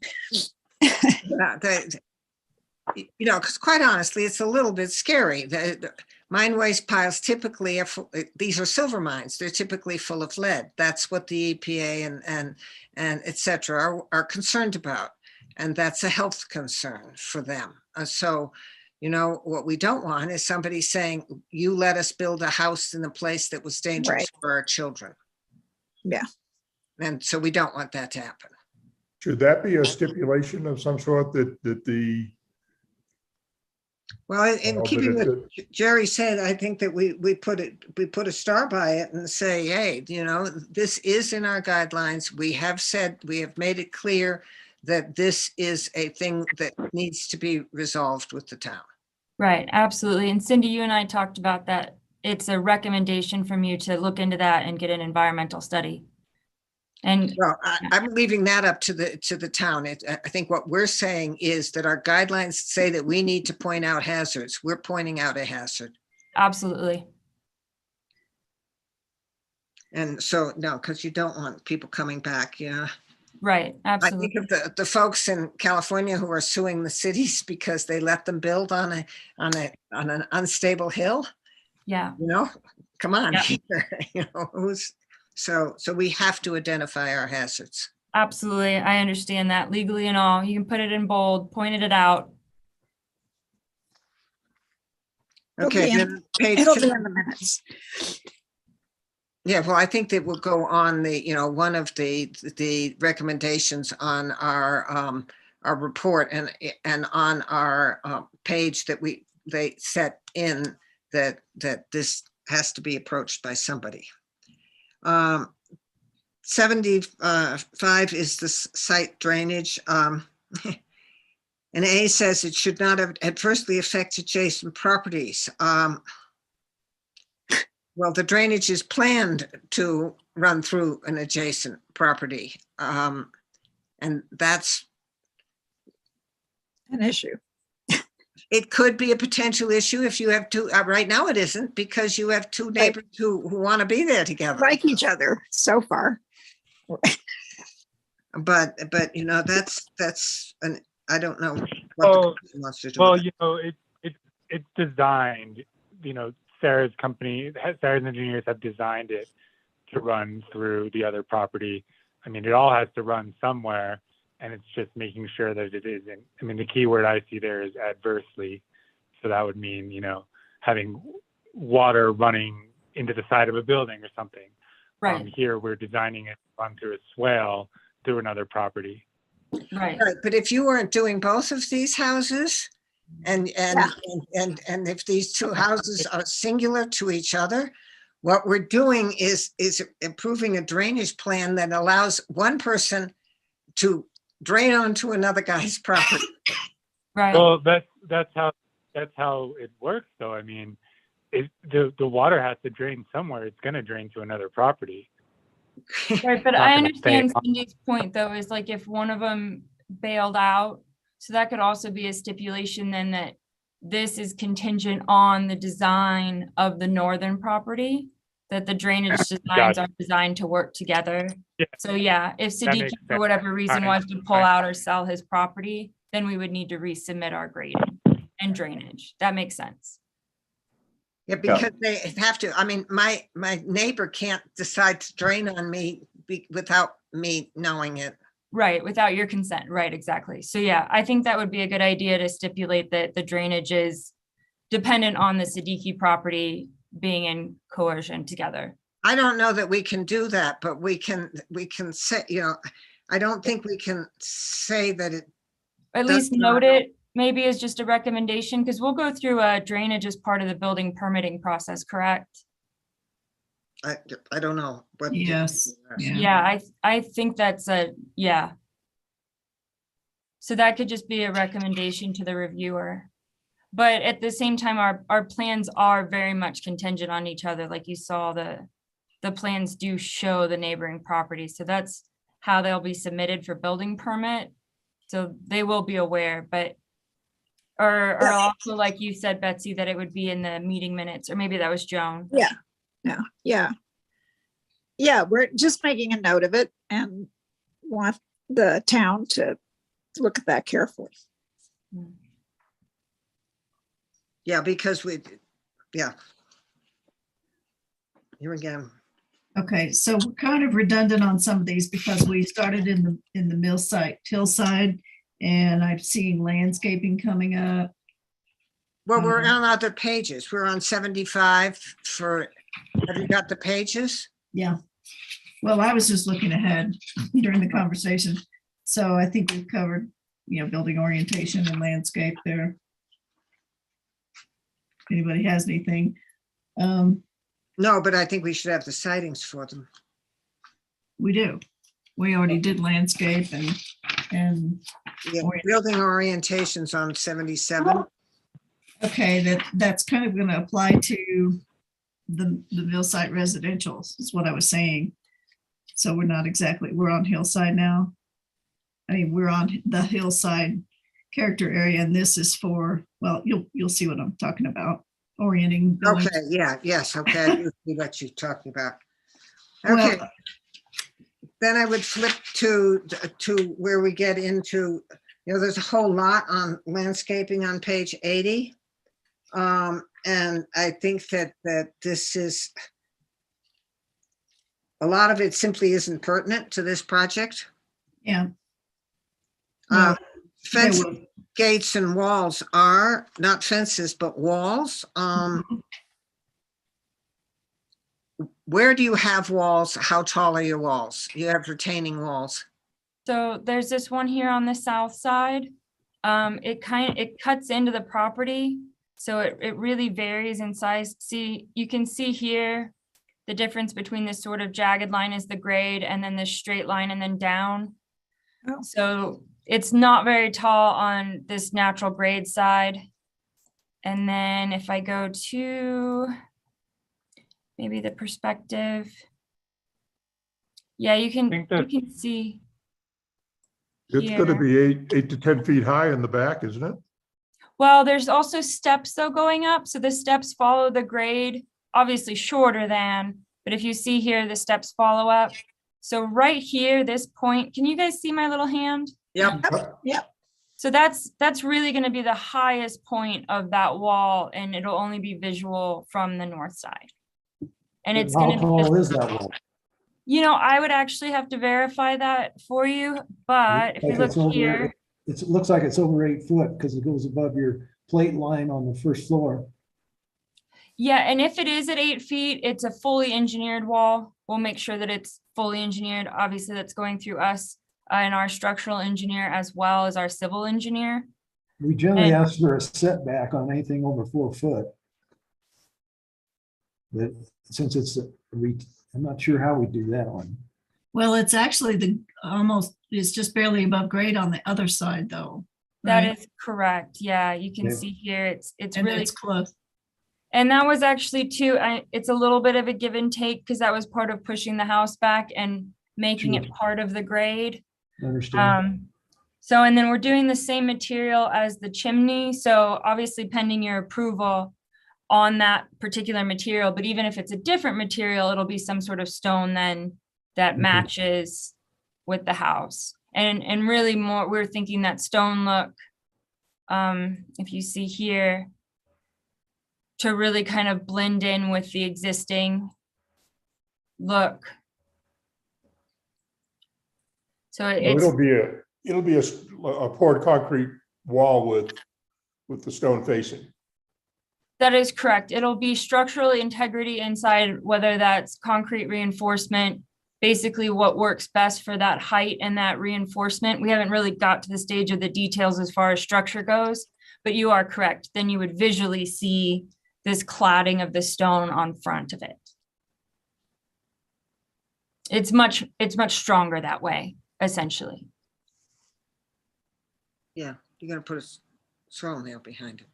Yeah, when you can actually build it and guarantee that it's comes to a structural standard versus stacking stones on top of stones, it's, Yep. yeah, it makes my engineers sleep a lot better and at me as well. We live with a lot of walls that are stones on stones on stones.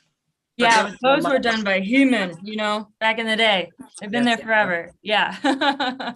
I know, rather well, They don't make them the same anymore. some places.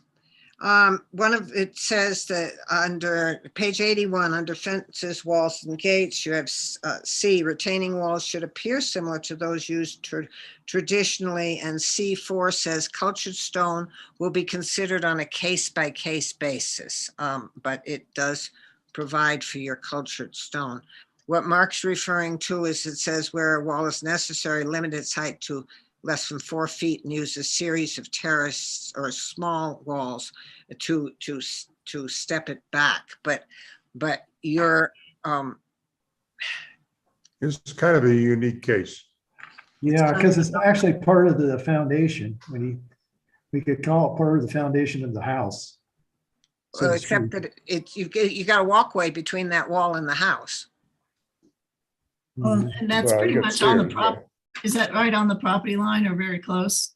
It is inside the property line so that it can be maintained without disrupting the neighbor, but you are correct that it is close to the property line. Right. You can't step it back because there's no space to step it back. That is correct. Then it would be taller.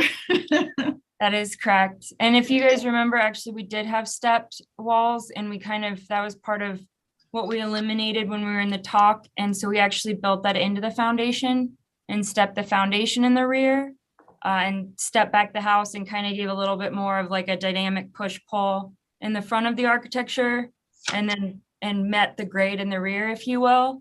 So this is actually just the one remaining wall for this. Right, right. plan. You don't have walls in back. That is correct. We had eliminated those per our discussion in field. Add a tiny bit. I'm sorry, what So, was that? I was just asking you to zoom out. So I should have mentioned when I went through everything that another major change we did is the house just got sunken into the ground more. And you can see, you know, that where that door A is, that's the main level, floor level.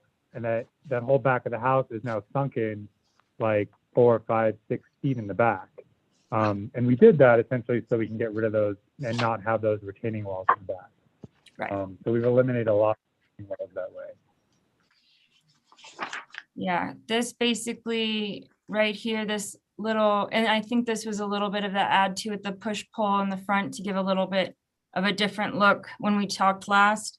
But this little part here of this roof awning over the garage is the same thing that you're seeing right here in this section view. So it's definitely sunken in quite a bit. Yes. And is that, is that roof, like covering tile the same as the top of the house? On that little lip? It's metal. The little roof, the Metal. where the Oh, yeah. turns out Okay. is gonna. Yeah, Okay. similar lighter gray tone kind of brings these all colors in together.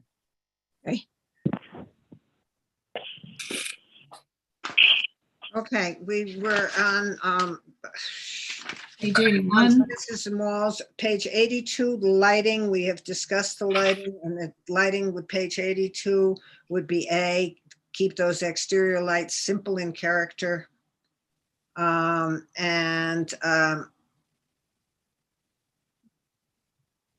C, minimize the visual impacts of the site and architectural lighting. I mean, you just, keep the lighting down. Do not wash the building's front in light. Well, Yeah. and It it will just, be- oh, sorry, go ahead. no, there's the dark sky ordinance that you'll have to comply with. So we make a note of that, and we note there are all lights and things, but you're aware of the dark sky ordinance. So all your outdoor lighting will have to apply to that. Yeah, this one's actually calling out for the full cutoff in quotes, dark sky lights for typical, and then you can see the exterior lights are low, so they're not washing. Right. Yeah. Okay. And then there's nothing obviously on public and commercial parking. And there are no service areas. So we get to utilities, page 86. Cindy, on page 83. Yeah. I had on section 4A, avoid parking in the garage front yard. doors, yeah. And then D, Driveway. D1, D2, and E, just in consideration of them making the garage door separate and putting a little roof over and making that a less obvious big garage. Okay, sorry. Yes. Service areas, no, Whip through, I didn't even look. and utilities, and they already have on their drawings to paint those. You might not want to match the house. You might simply, I mean, I don't know what color the roof is. You might simply want to make them black. Good idea. Right. Blend in with the roof or whatever they're up against. Yeah, Matte black here called out to go with the. yeah, just shingle. black to go with the roof. I mean, Yeah. We have any, bathroom vents going out the wall or something like that, we would match the wall. Right. yes. Oh, yes, yeah, exactly. But what comes out of the roof should, you don't want a white thing sticking up out of the roof when you I know. paint the house white, because anyway. We agree. Okay. And so then we're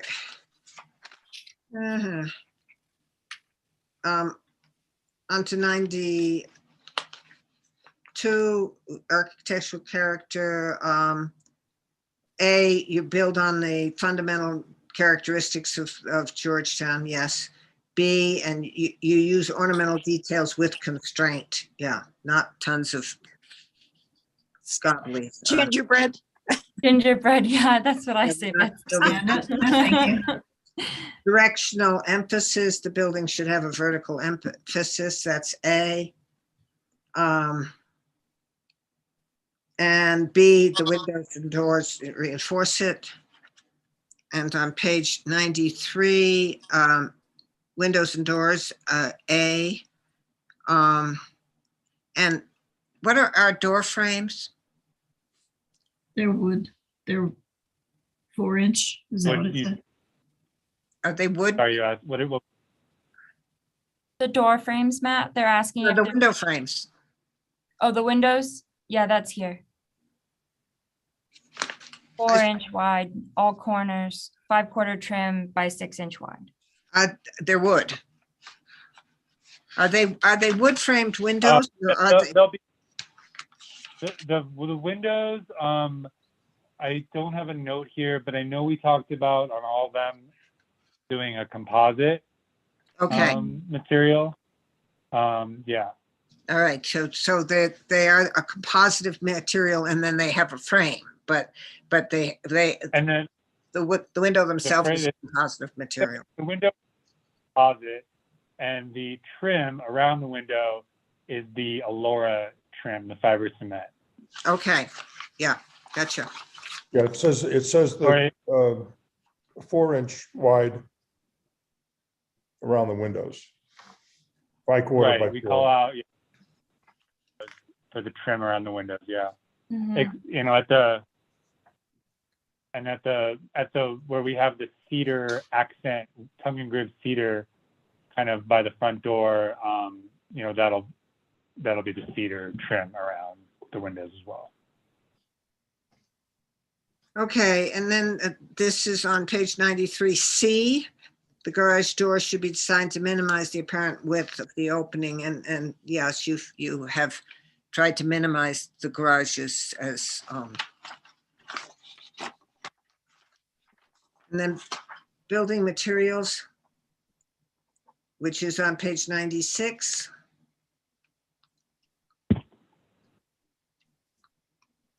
And it's C, that the newer synthetic materials may be considered if they appear similar in character. And C1 and C2 match the lap of dimensions, and it does in the 4 and 5 dimensions. And how about the foundations? How much foundation is exposed anywhere? Well, we will step the foundation with the grade, and in order to keep with the 6-inch minimum clearance and step down, but so that it's not unsightly, we can do strips in there so that we can continue the siding material down. So that way you don't have any foundation that's really showing. Okay, well, we have a sort of any exposed foundation in excess of 12 inches must be Okay. faced, okay? Perfect. So that you've got a 12-inch, and that's page 96, F2. Perfect. That gives us 6 inches of wiggle room then between the minimum and a maximum. So that's Right. perfect. They should have a minimum of 6, but it's a maximum of 12. Perfect. We can do that. And it can be over 12, but it has to be covered. Yeah. Right. Understood. Right. And Visually. We Mhm. we have points where it's above 12, especially in the back of the house. But we show stone. If you go to those elevation sheets like COA 7, Yeah, it shows it you see face. that. Yeah. Yeah, that is all stone. So we'll have that. Okay. 97 is roof materials. And A, similar to those used traditionally, composition shingles. And B, that some metal sheeting metal roofs can be used, but they should be earth tone, and the little metal roof is an earth tone. It's not bright blue. That's a sky tone. We don't want to see Cindy? any bright blue there, so make a note of it. Okay. Orange and red. And they have to be what, 50, 60-year shingles? Yes. Okay. On gutters, we We've ought to got the- make a note that the gutters should perhaps enhance the drainage plan. So they put gutters in appropriate places to help maintain the drainage. Yes, and also so they're not unsightly. That's one of my pet peeves. So I think the owner actually was planning on not having gutters. Oh, okay. Have you looked at the flow of the roof? I mean, the slope of the roof and where the water's going off the roof then? Woo.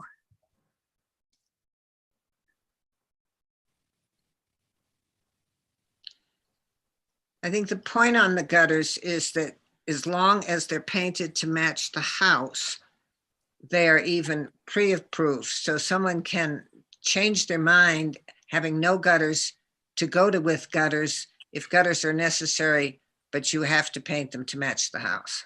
But see, the whole thing is then that affects the drainage. If they don't have gutters, Yeah. that affects the drainage. A lot.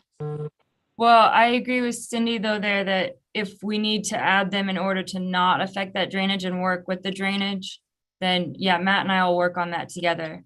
And Okay. if we do add them, then we'll make sure that they're painted the same as the house. Okay. Yeah, on that south side where the outside steps are, Uh-huh. I know because the sun shines on the south side and you're gonna have all the snow melting and dripping. And then, of course, the afternoon comes and it all freezes and your steps are gonna be ice. Yeah, or it drips on your head as you walk down. Yes. Okay, so fair That's it. warning. So you might want a gutter. Yes, Okay, we will definitely work with the client on those suggestions. okay. I think that's about it. Did anybody have anything else?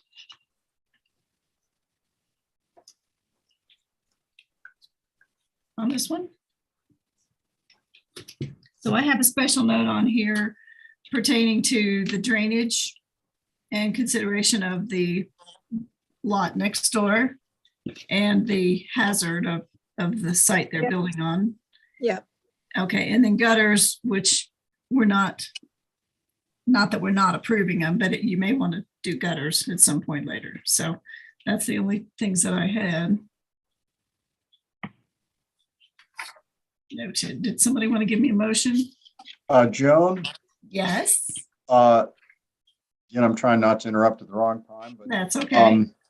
we had discussed earlier sort of a general statement about COA approval not being approval of any other approvals. Yes, And during the meeting, I've sort of noodled on what that language might be. And I can suggest it because there are a couple of, there are a couple of issues on this project, and there's the on-site hazard matter that Cindy raised, which, clearly will require somebody else to review. yes, And so I'd be happy to share that language. It's probably pretty close to what I'll end up just generating as sort of a stock thing for you. okay, But for this project, there's no reason we couldn't use it. I don't think I can read it and you can see what you think. okay, Is that all right? yes, Yeah. please. I wanted to get it to you before you got into a motion, because you could just include it. It'd be something like an additional condition that the DRC's approval of this certificate of appropriateness is limited to the application of the standards and guidelines contained within and enacted pursuant to chapter 17.08 of the Georgetown Municipal Code. The COA is not an approval of any other permit or review which may be required before construction may take place. How's that? Sounds good. Yeah, actually well, that's neither here nor there. On the RCOA, it actually says most of that except for the last little bit. So we'll work on that and I'll make a note on here. So, Okay. and I did ask and Matt agreed, so I'm going to take him for his word that documents that we use going forward do not label that front part as Biddle Street, correct? Okay, Yeah, we'll take that off. all right. Also, we have to be a little bit clear which set of what we were looking at, because we were looking at Yeah. pages that we've had from before, the pages that we have picked up in the packets, So, pages that were just submitted to us.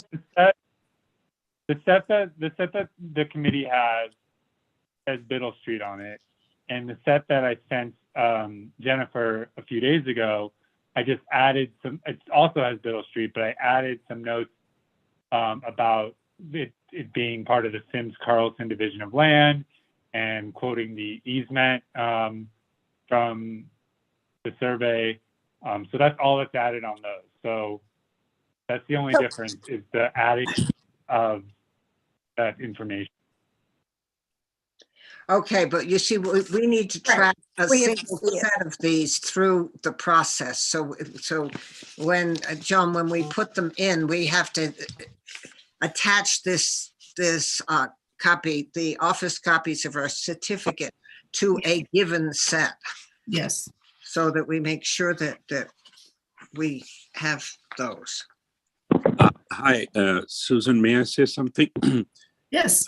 The description which we have, which Matt just mentioned, that is as per deed and as per survey. So, you know, we just want to make sure that we are not trying to change anything. But the last, Matt and I, we talked 2 days ago, and he said that he will add that description addition to what the survey and the deed is calling. So with due all respect to everyone, you know, as a newcomer, anyone who buy lands or whenever you buy property, you have to go what the deeds, the county records shows, not what anyone else comes and says it should call this or that, you know. I mean, we pay tax each year, and it shows on the tax documents 0 Biddle Street. And so we, you know, I'm just want to make sure that you all please understand that what we are seeing is something, it is something it's not that Matt and I or, you know, Sarah decided to put on those documents. This was given to us by the title company and by the Clear Creek County, a description of our land. Well, And Yeah, and that's you know what what? happens. That's not the insinuation at all. I'm sorry if that's what you were thinking. I think last time I actually suggested, when the property owners were on with us, that they need to search back with the county or whoever's records still have that mislabeled. So that's kind of on them to follow it up. We just didn't want to continue on with, you know, question. Absolutely, A absolutely. question, but yet we understand. So we're not Right, accusing right. anything. Thank you. Thank you for your understanding. Sure, sure. So we'll leave it as the Sims Carlson division of land parcel 1. Okay, got it. Yes. Okay, and now, did we resolve which set of plans? Jennifer, did you get that straight? Which set of plans are the ones we were approving here? Yeah, the ones that were submitted 2 days ago. Yes, And- thank you. Okay, And Yes. do those, Matt, do you know the difference between those and what we all had here? yes. Okay, that's all we The only- need. Yeah, the only Okay. difference is the adding of the Sims Carlson division of land. and Okay. easement. Okay, so the drawings are the No. same. No, well, Yeah. the drawings that were submitted 2 days ago also had Biddle Street on them in addition to the easement. Yes. Mhm. But they added the So- easement on there. Right, and now we agree to take off the street part, but we'll leave Okay. the legal part. Okay. So is there anything that we need to note about a certain time frame for receiving these plans? I know. I don't think that's fair that I had that same question. I mean, I don't think that's fair to you guys because you haven't had a chance to review them. That's Right. That's a discussion we point. probably ought to have a little bit later. They're the same plan with a change in some wording. It's not a change in our design or anything that we reviewed. I'm not, We can discuss that one later. Yes, Yeah. yeah. And you could attach the ones that you have and you have reviewed if that makes you all feel more comfortable, and then add, I guess, the note that we would add then the Sims and Carlson division of land parcel 1. Yeah, we just have to have a set that we're tracking. Right. that Is the set that we've looked at. So Right. so I'm with Mark. We can get that straightened out. That's in our world to have to straighten out. I agree with Cindy. You can merely direct that the the commission's certificate of appropriateness ultimately be attached to the set of plans confirmed by the staff to be the set which was reviewed and approved by the commission at its March 10th meeting. And then that becomes a staff matter to sort through those plans, get the revised plans with a few additions and corrections. Yeah, And the and not to actual- attach the COA until you've got those in hand at the staff level. Go ahead, Jim. I'm wondering if I could share my screen for a second to show the Clear Creek County map. I just want you guys to know that, can I do that? Sure.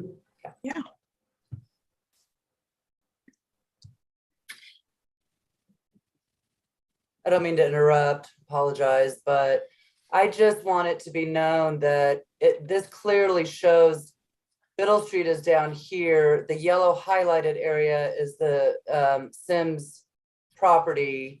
And over here is Malik and Sadiq. So it clearly shows Biddle Street doesn't go up that far. Yep. And I just want that to be on the record. Thank you. Yeah. Okay, thanks for showing us that. And yeah, I do think it needs to be cleared up with the title, as far as how it's labeled on documents elsewhere. Okay, so do we have a motion? For me. I did my work.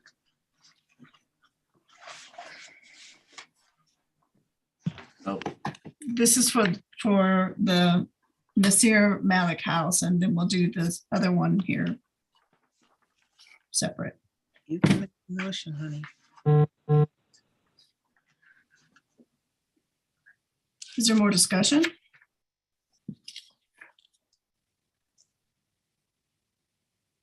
Did we get Gerald's motion incorporated in the minutes or something? Well, when whoever makes the motion to get seconded, you can add the condition as read by the town attorney. And you can articulate that in your motion, and then I'll work with Jen to make sure that's in the minutes. I've Okay. got what I read. So, and you don't need to repeat it. You can just refer to the condition recommended by the town attorney, and that'll scoop it in. Whoever's going to make that motion. In that case, I'll make that motion. I move that we approve the application for the Malik residence with the sightings noted and stipulations recorded and the legal wording from our town attorney. Oh, here a second. I'll second it. And is there any more discussion then? All in favor? Aye. Aye. Against? Okay. All righty, so thank you very much. And now we're going to go directly to the Siddiqui house using our same sightings, and we'll just take a quick look through, if you don't mind, to see if anything else becomes pertinent. Sound good? And Sarah, feel free to share your screen. Thank you. Okay. Joan? Yes? Well, and maybe, Jerry, don't leave yet, because our zoning review puts in its yellow print that please remember that this requires a special use permit.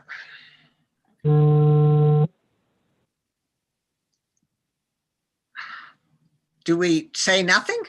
Even though we've been asked to remind the applicant that this requires a special use permit? So just like on the last one then, where we've advised them, there's a hazard, it's in their benefit to pursue that. This property will require a special use permit, which we don't issue, but they will have to pursue that as well. Yeah, I agree with Joan, Okay, Cindy. I think the sort of one size fits all cautionary note that I cooked up covers that. And it's clear that there's a SUP that's going to be needed for this project before construction. So that's one of the many things that will have to happen. Other than just recognizing that the COA does not guarantee those other approvals, I don't think the commission has to do anything more than that. Okay. Then I, And Matt, are you doing this one as well? Yes, I am. Okay. So we are not going to go page by page reviewing this, except for anything in particular that looks specific. Rather than going page by page, I think I might just list off the changes that I made. Okay. So we moved the detached garage to be back in line with the main house. We added that same rendering that you saw in the last one, showing it integrated into the topography. We separated windows, made all windows vertical. We noted full cutoff lights. We noted trim sizes and siding reveal sizes. We adjusted the roof pitch to 612. We noted the roof being for 140 mile/hour winds. We changed the front door to 7 feet with a transom above. We noted all mechanical penetrations to be painted.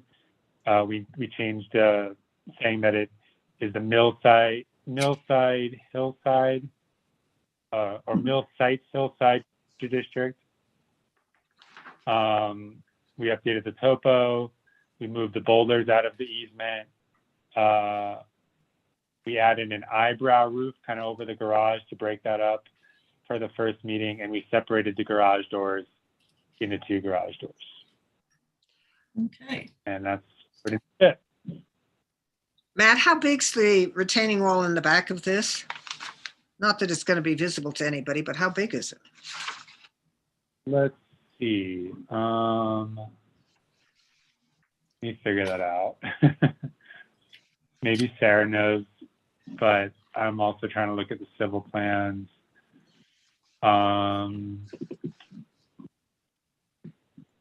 It's very long, I know that. Yeah, It's like it's, the length of the house. I can't tell the height. I don't think it's terribly tall. no, I don't think this one in the back is either. And then this one here in the front.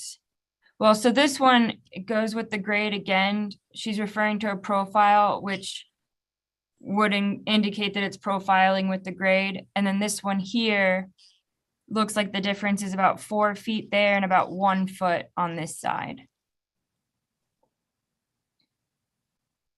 Yeah, I think it's like 4 feet max at any given point.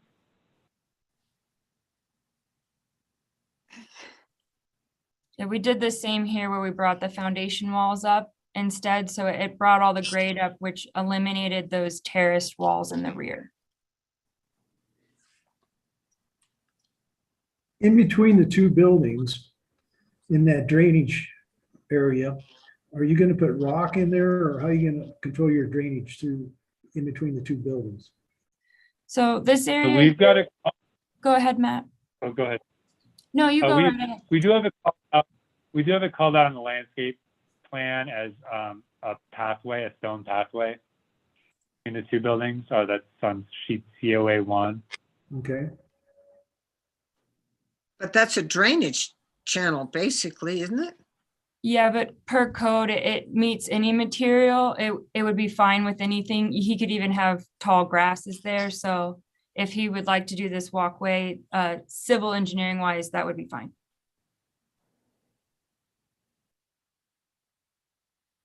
And if I'm following the drainage from the Malik property,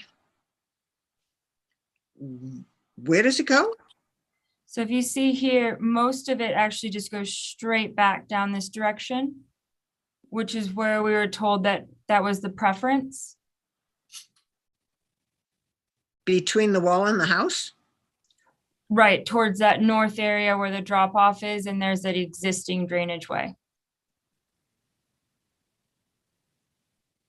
Oh, and Matt, I just noticed this says to protect the trees and do it a construction fence. The neighbor would like to not have any construction fence placed around this we did advise that it would help protect them, but they would prefer to not do that. So if you would just note, we should remove that note from the plans. Yeah. You mean that that's the neighbor below? To the west, the owner of this parcel here. Sims. Yeah, we recommended to protect those trees during construction, but they said that they would prefer for them to not be surrounded by a construction fence. So we should actually remove this note per their request. And those trees are sort of at the bottom of that hill. That is correct. So they shouldn't be. I was just being over cautionary for that area, but since they would prefer to not have that, then that's totally fine. Are they at the bottom of that big steep gully, or are they at pretty They're much over- the drive foundation? Or the They're drive over elevation?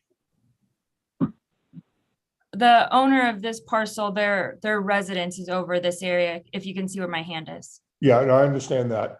I'm questioning where the trees are, because I know at the. Oh, they are on the upper area right before that shelf dives down. And then these are kind of Okay. on the lower area of that, yeah, that slope. This is that nice stand of pine trees that we saw when we walked out there that we definitely want to try and protect and. That they is set the house correct. back to that. So there shouldn't be any construction equipment going anywhere near there. Like I said, that was just me being overprotective, but since they requested to not have that, then I think that that's fair that they make that call. So we'll just remove that note. Do we need to make a note of this in the minutes? I do. Oh, okay, thanks. Yes. And just for, I don't know if everybody else was looking closely, if they saw anything else we need to call out. I think our sightings for the other house will work on this one. Somebody mentioned at one point that on page 15, we would need to add 6B for this house, which is orientation to the slope and Yeah. topo on the lot. So I will add that on here.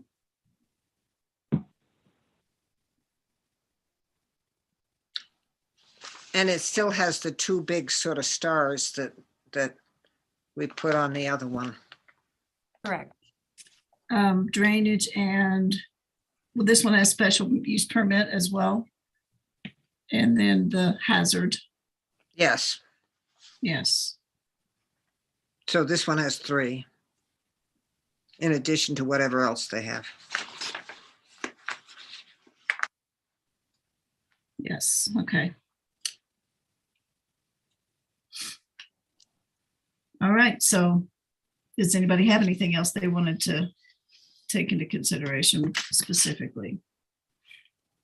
Just a note actually on the drainage one.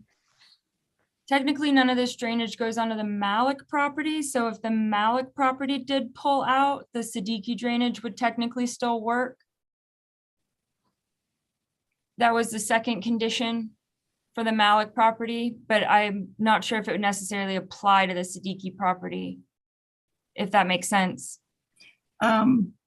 We were assuming the Malik property would be built first. Right, guess- but if they Oh. pulled out, there's no drainage going on to the Malik property, so the Right. CDP, yeah, their drainage would not change. Yeah, It's fine if we leave that they're conditional on each other, since that's the intention. But I guess just for the record, they wouldn't be the same situation as the Malik property, right. where it's No, contingent. they wouldn't be the same situation, but without the Malik property, the Siddiqui property has a different drainage problem. Oh, I don't know if it's a problem. Go down the front more, maybe. Well, we've got it noted for both properties. Yeah. Oh, the drainage would change because you're doing a lot of excavation to put the Malik, to drop the elevation of the Malik property down to, otherwise that whole hillside would still be there. So it would change the drainage. It would I don't know change. what- I got you, Bob. Yeah, even if it was just small here with a retaining wall. Understood. Thank you. Would have to be readdressed if the Malik house didn't get built. Okay. Correct. Okay. Okay, so if we don't have any other things to discuss here, we're looking for a motion using the siding stated for previous property, including the new siding on page 15, 6B, and the warnings or notes, shall we call it, stipulations. A special use permit will be needed. There'll be no construction fence around the trees as requested by the neighbors. And the drainage issue has to be contingent on both owners or built properties. And there is a hazard there on that building site. I would make a motion to accept with those conditions plus the language and the verbiage that the town attorney used in the sightings. Okay. Do I I'll hear a second that motion. Okay, thank you. And any more discussion? All in favor? Aye. Aye. And against? Against or for? Oh, 4. No. Okay, sorry, I didn't see. I must have looked up.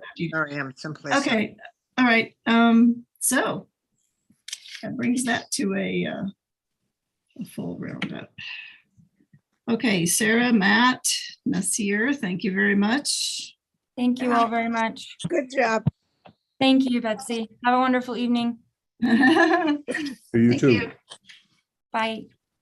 Aye. Okay.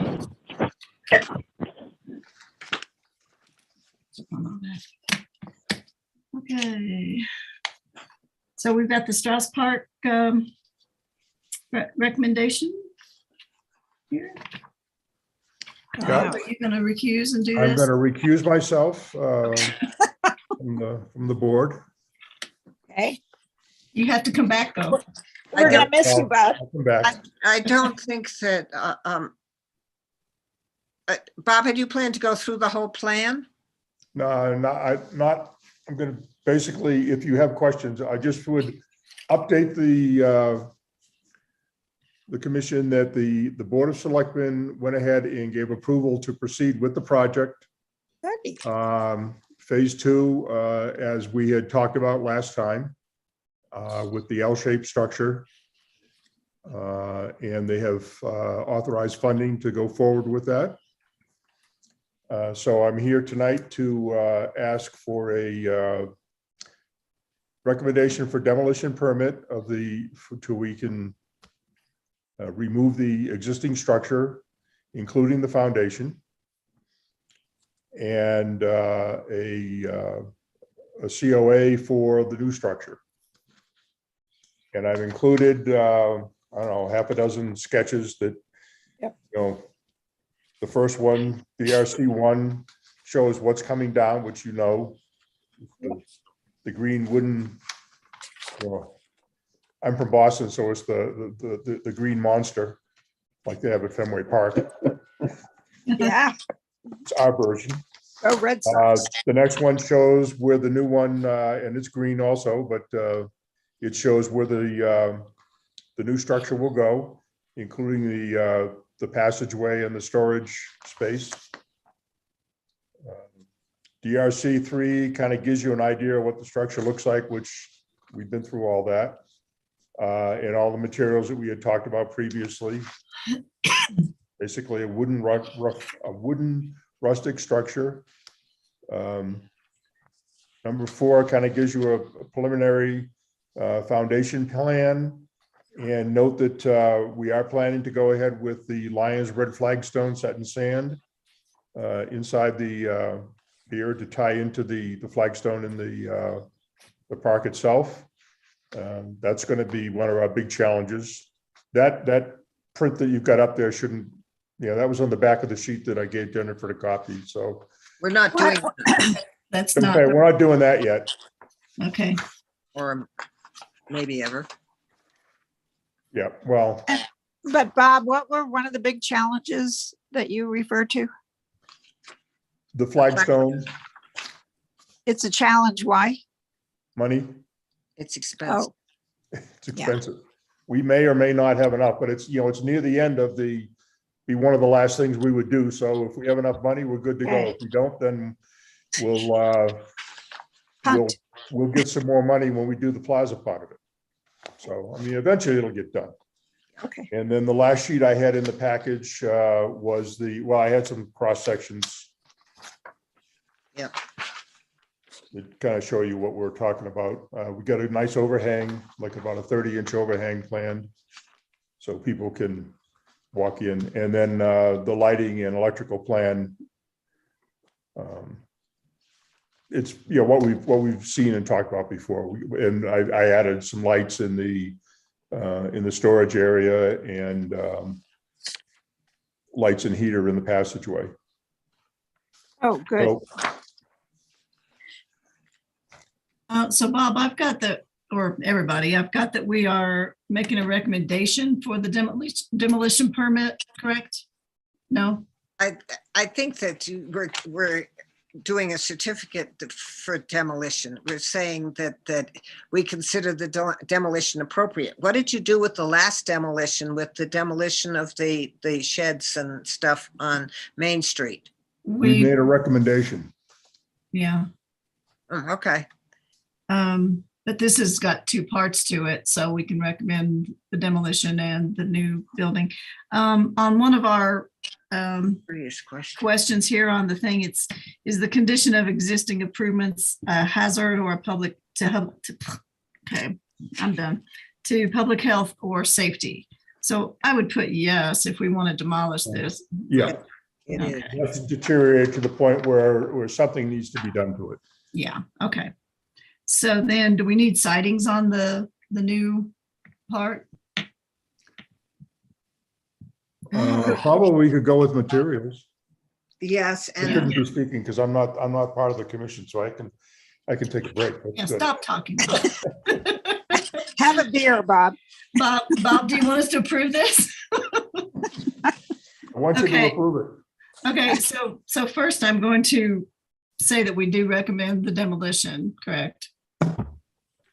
Correct. yes, actually, we end up giving it a COA for demolition, I believe, because the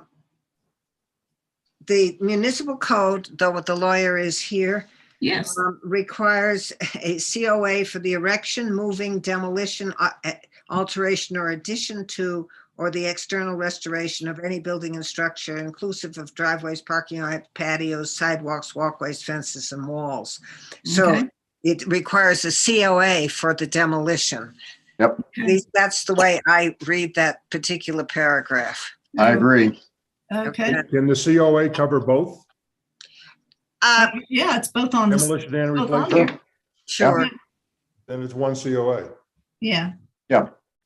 Okay, so, I would have to add to Bob's presentation that he deserves a gold star. yes. He did a really good job in front of the selectmen. They really, Okay. it was Deserves a good gold star. really well done. too. Yes, he got a unanimous approval from the. Yeah. selectmen. Which Yay. is hard to do. So Uh, Bob, we're And gonna, this- Yes, it is. increase your bonus for that good Oh, job. that's you did. good. Yeah. 2 beers instead of one. We're gonna That's double your cheers. bonus. Instead of one. Yeah. Yeah, it's great. Okay, so does somebody have some material sightings for me? Okay, if we're in book 2, it's hard to really do this because is this a new accessory structure? But if it's replacing an old one, is it really new? I don't know. It's Not really accessory to anything. I know, exactly. What's It's accessory? actually the primary structure on that lot, I believe. Not to inject myself into your arena, you're the expert. here. Please do, please. You want to join this commission, Jerry? You're welcome. I think he's Yeah, qualified I now. love that. He knows it now. Yeah, I I know think it now. materials will do us because we're replacing sort of what was there with something Yeah, better. we're Same really thing, but better. replacing in kind with a few minor changes. Right. Okay, But if we're so, going to do that, we are in book 2 on page 76.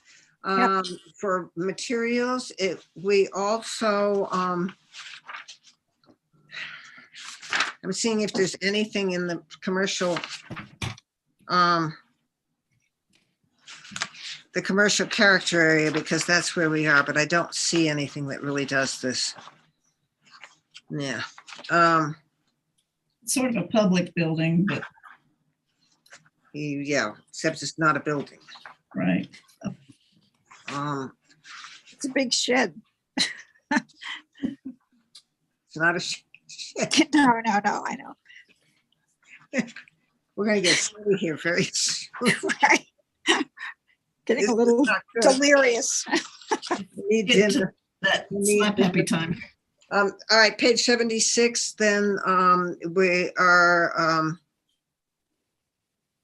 yeah, because that's all in original materials. So what do we do when we're not using original materials? Maybe we should go to 91. Page 91. That's what I said, an accessory structure. That's as close as we can come on this. Well, if it is true, then we can cite A, we're locating it to the rear of the lot. Hang on, let me get Yeah. all the numbers and stuff. Page 91. Okay.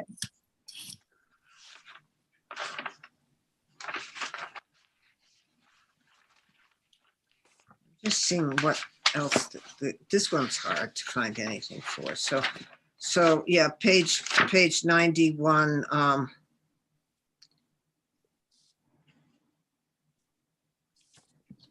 D, you maintain the traditional range of building materials on accessory structures, because what was massively important on this one was that we get back to using the traditional range of building materials. Okay. And that Yeah. was a significant difference on this. So I think that should be pointed out. And E, that we maintain the simple detailing. We did not over fancify. We're not decorating this. We're putting up plain booths once again. Okay. They have some wonderful features, but they're not gobbledygooked. Okay. And that's what I think that we've done. All right. How do you know how to spell gobbledygooked, Joan? Yes, Two B's. Two B's. I do, but I don't. I don't believe this is a contributing structure either, is it?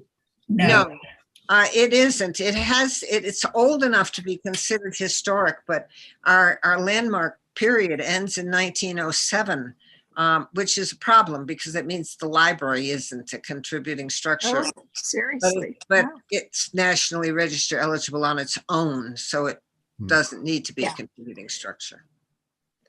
But Okay. so I would make the motion. Am I allowed to? I'm part of. the Yes. committee. I would make the motion to approve the demolition of the existing Christmas market booths to be replaced as presented, maintaining the traditional range of building materials and traditional form of the booths. I'll second it. Okay, any more discussion? And all in favor? Aye, Aye. Aye. against? Okay, yay. All right, is everybody awake enough to take a quick look at the brochure that Betsy? did we I had forget some to add that? comments. When I come back, I'll be back in the meeting. Okay, time out. Oh, read your minutes while we're waiting, people. Oh, yes, yes. I Talk read amongst them. yourselves. I already read them.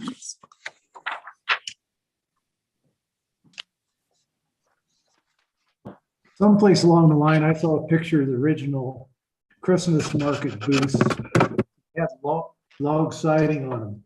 Oh, really? Yep, The Interesting. slab, yeah. it just was slab lumber. Huh. It was cut off of logs or off of a milling. Were they always for that, or was it sort of a stable or something? No, they put it up in the 50s for the first Christmas markets. Oh, okay. Yeah, we need to capture that and get it into, a storyboard or something. The Put old inside one? the booth.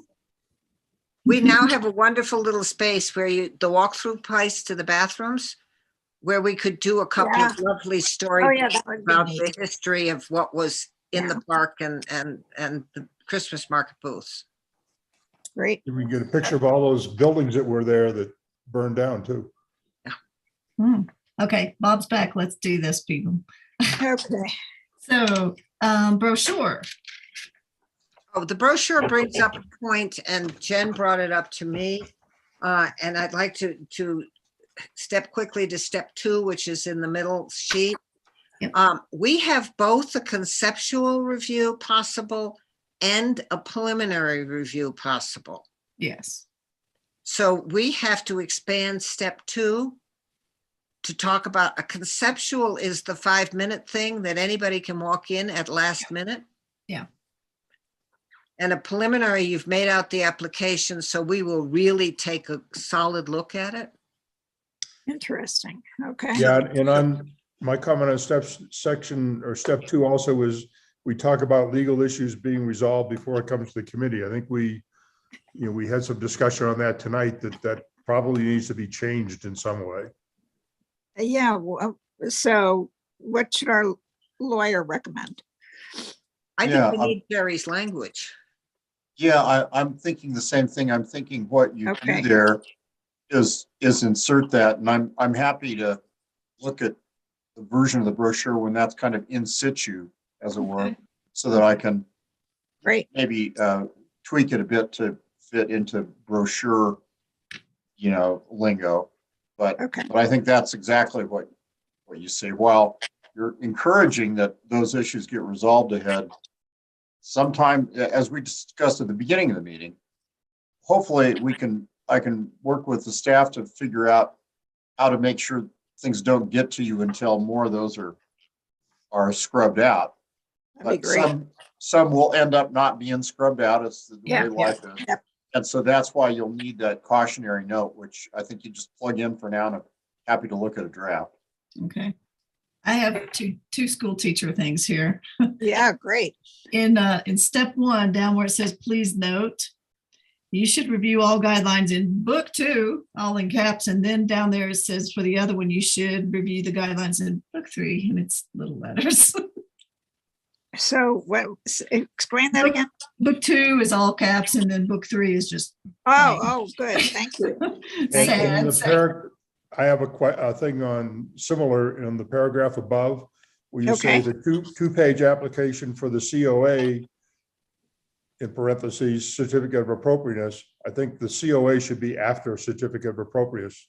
Oh, like you yeah. did with the Okay. DRT. Yeah, Just- yeah. And then you All can right. just call it that afterwards if you want. That's good. Also, we,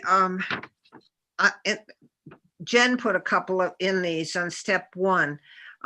We have to double check the website, because the website, step 1, she says you're going to not government and meetings, but boards and commissions on the Yeah. website. Yeah. Yeah. So it's not government and meetings, though I think that we found that it was. We have to check the website again. Yeah, we will. So will. just stick Well, to I check. was gonna change the heading of it because Betsy was saying that it didn't really, I think it was Betsy, that it wasn't really registering. That's where you should go to look for boards and commissions. So I can change the heading on the website to whatever is. Well, meetings sort of would, but yeah. Boards and commissions, it tells you that if you're looking for the DRC, you're going to boards and commissions. So Yeah. Yeah, I'm We're gonna surprised go- there's not I'm sorry. I'm surprised there's not a direct link from the documents section to Right. the books. Okay, but you see, we're trying to direct people to the boards and commissions section, because that's where they would get the character map, the zoning map, and not have them go into necessarily to the document section. You see, right now we have some DRC stuff under Right. boards and commission, and some DRC stuff over here on the documents. that's, Either we should put it all in one place, or we should put all of it in both places. okay. Can you do a cross link from one to the actual Yeah, documents for both and- places? Yeah, we can do that. And Yeah. then I put it in a couple different places because when Kent and I were putting it together, he's like, well, some people might think about it this way, some might think about it the other way, so just put it in two places and Mhm. hopefully we'll get them, Yeah. But yeah, I can cross-link stuff too, Bob. Okay. And there is, one of the map references is wrong. Remember we found that, Cindy? The character map, I don't remember which one. I can find out. I'll look it up and I'll go tomorrow and see Check if it I can out. find it and. I think I know what you're talking about. Yes. And I was just gonna bring up to you guys too, I think I emailed you about. Yep. The character map will maybe need to get the Clear Creek County Mapping Department to make a new map, because you can't zoom in on it. The Right. current one we have, So yeah, it's kind of useless to people trying to is. figure out where they are. for sure. And that's what Cindy and I did. We decided, well, we'll just pretend that we're going to start from scratch and apply and get to the website. And so some things came up and Jen's already corrected some of them. Okay, because the other thing is that we want to make clear, you have a two-page application for the CNA, and we want to make sure that they understand that they're either here or in step 2, that they're supposed to complete both pages of the application. People put their front page on and they do not look at the back on what their submittals are supposed to be. And one of our problems is that we're not getting full submittals for folks, and Jen is being asked to then chase them down because you don't have a plot plan, you don't have a picture, you don't have a this, or you don't have a that.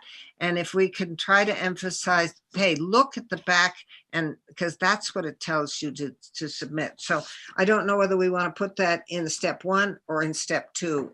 It could go in either place. We just want to get it in. And I had a couple of other, a thought and then a potential edit on under step 2, the last paragraph, the one that's in black. Although you may be granted final approval at the first meeting, many proposals, I would suggest adding the word may require some modification and resubmittal. Yeah. Does that make sense? Okay. Yeah, I'm writing that down. And then I think in step 5, we should add something in there that once you get a COA, you have it for life. I mean, the whole thing, the thing Jerry was talking about in perpetuity. In perpetuity, huh?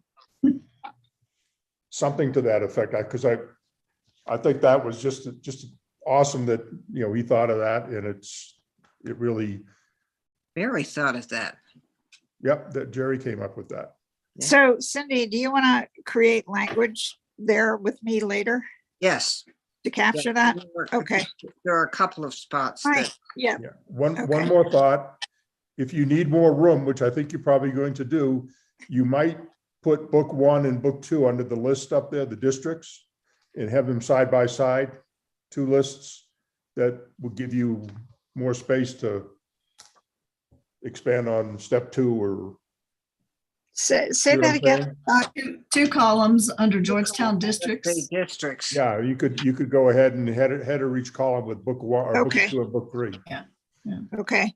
Actually, we never mentioned book 1.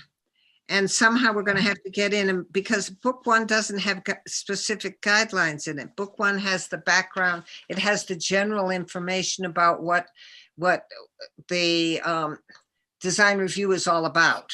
So And should we say we should read book 1 as well? Yeah, you could put step 1, read book 1. Okay. Right at the beginning, Oh, it says that, but we okay, I should get it, Bob.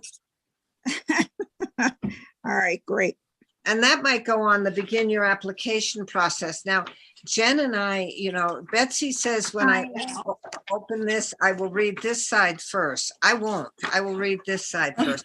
It really doesn't matter, but we could mention book 1 on this side, because if you want background on preservation law, that's in book 1. All right. But the guidelines are not. So All right. So Cindy, you and I will have a throwdown, and whoever wins, it'll work out. Yeah, I don't care where this one goes. Because it's a good page, because it has those things on it. Okay, I have two little things. Sorry. Are Yes. you done, Cindy? I have one other, Joan, because under step 3, Yeah. they not only received the COAs, they receive our decision form. And so our decision, we might think about the fact that the applicant's going to read our decision form. What is it? What is, are they So- gonna understand what a decision form is? Not till they get one. But Well- because you see what the town has not been putting the stipulations on the COA. The stipulations sit on the decision form. No, I put them on the COA. Okay, I tell Janice. shoot me. Jen, tell I'm us. sorry. I have not, I forgot to put the stipulations on the actual COA sometimes, I think.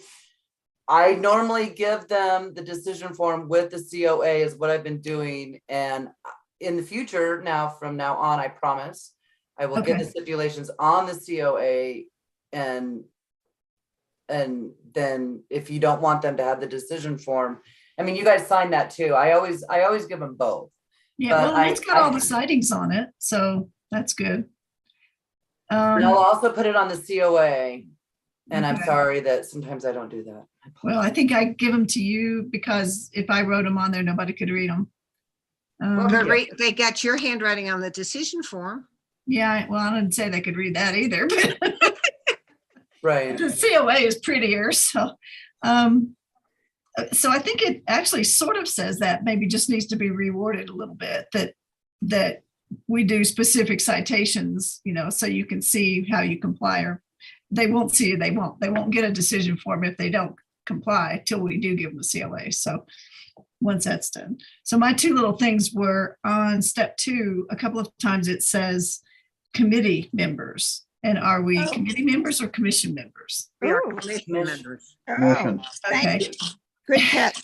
Yeah, I'm like that. Yeah, I did. And Betsy, this is nothing, this was just when I first started reading this, I was tired. And the very first page, very well written. That first sentence is like, there's so many ands and ors and commas and lists, and it's a little exhausting.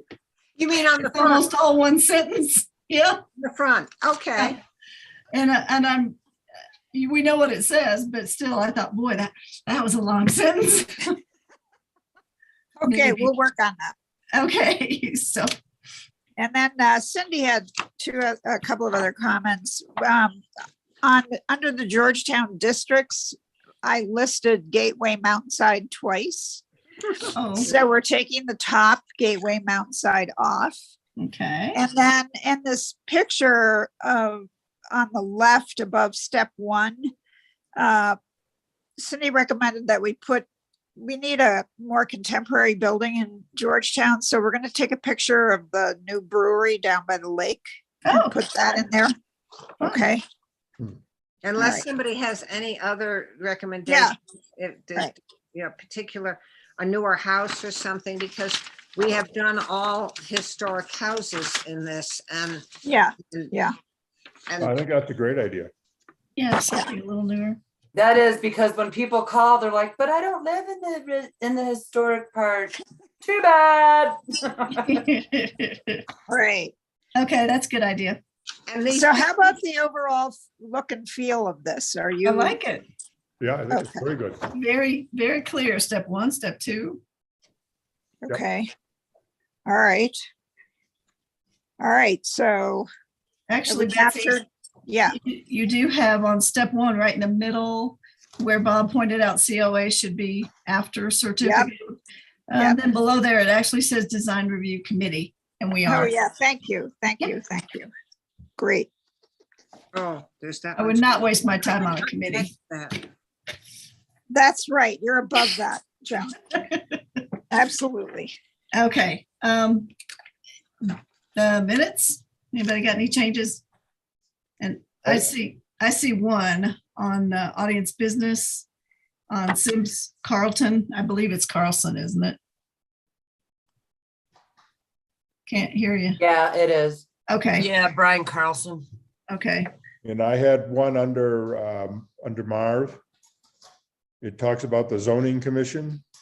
I don't think we have a zoning commission, so I'm not sure what that should be. Board of Adjustments, right? I don't know, who issues the demolition permit? The building inspector, Safe belt. Safe Build Okay, does. so that's who needs to go to. Yeah. I and have to get a building permit They for, gave them a certificate to do it. Okay. So instead of zoning commission, you wanted to say what? Building, building inspector? yeah, guess. Okay. Hey, Jen, did you look at this contact information on the back? Does that all look correct to you? No, it needed updated and I can send that to you. I've also Okay. given it to Cindy. I've Yeah. got- Oh, you have it? Okay, if Cindy has it, that's fine. And then on the backside, on the Brandon and Laurie Oaks, the members What? noted sightings, I think sightings is with a C, Oh, where are we? right above Doug and Joan. Right above the heavy black, it says members noted sightings. Right. It's always with an S. I can maybe look into that. It's a C. That's a wordy thing. Yeah. Oh, no, I think it's S, Bob. I think it's S. Cindy, do you know where they're talking about? Yes. Okay, because I don't know where they're No, talking. we're not on the brochure. We're on the minutes. Oh. Basically, what is the And definition here I of? was agonizing with my PhD that I didn't know how to spell sightings. Gosh. I think I if thought I, it was C. if I Because I say would it, read that as sittings. It's, I don't know. I would say it's an S, but I'll let someone much We can more Google it. qualified than me figure that out. I'll go into the thesaurus. has this never come up before? We've never said sightings on our minutes. It was actually the last person who told me was Jim Blugerman. Remember, he was, Yeah. yeah, he was on this committee and he said S. So I've been with S ever since. I think Jim was right. And oddly enough, it's a derivation of the word citation.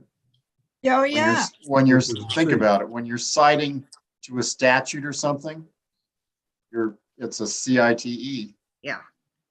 So I Citing, think it is. the meaning Let's of vote. citing according to Google is to fix or build something in a particular place. Yeah, then it's an S, Then it's an S. Otherwise, it's a C. The like a meaning site of plan. citing Is to Right. quote or a book or a page or evidence or justification. So it's. You're right. Make a motion to adjourn. I'll second that motion. Hey, you have to accept the minutes. Evening. Come on, motion to accept the minutes as amended. I'll second Joan's motion. Oh, I wasn't doing it. I make a motion to accept the minutes as amended. And then Bob will second you. I'll second. Okay. All in favor? Aye. Aye. Okay. So, Jerry, could we possibly chat for a minute tomorrow about the wording thing? Or we Sure. could email either one, whichever You you. bet. Yeah, I'll send email around and I don't have the brochure or a form of COA in hand, but as you're discussing both of them together and in kind of thinking about the ordinance that the board just passed, especially the aspect of the ordinance about being able to enforce the continuous compliance with the COA once issued. Up to you, but it might not be the worst thing when people get a COA to have it told to them, this is your COA to build this, and the COA lasts forever, as Bob says. Right. But when you build your structure, it needs to continuously comply and be aware that as you make changes, et cetera, the COA applies because you want that image to remain. I'm not sure how to say it, but I know that that's been a problem, right? For projects or properties that have departed from the COA, for lots of reasons, even innocent ones. They get sold to another person and, things just change. So it might not be the worst thing for somebody when they get the COA to realize that it's more than just your ticket being punched in the year 2022. You have an obligation now to keep that downcast lighting downcast. And, I don't know if it's useful to put it in a brochure or on the COA as you issue it. But I'm mindful of it because I've just spent this time, writing that ordinance and getting it past the board and addressing what I have been told was a problem. Yes. So are we all gonna get Jerry's language? That I read earlier? Sure. Yeah, I'll send it okay. to Jen and she can route it. all right, Okay. thanks. I'll email you, Jen. And you That can would be just route it. Thank you so much. Okay, thanks, everybody. Mark's- Okay, everybody. Mark's motion passes. Go home. I enjoyed it. Hey, Thanks for letting me sit in. We Oh, loved it. well, You're thanks. welcome anytime. All right. Hey, Aye. Jen, nice job tonight. You got us through it. Are we paying Yeah. you by the hour? Yeah, we're gonna increase your bonus.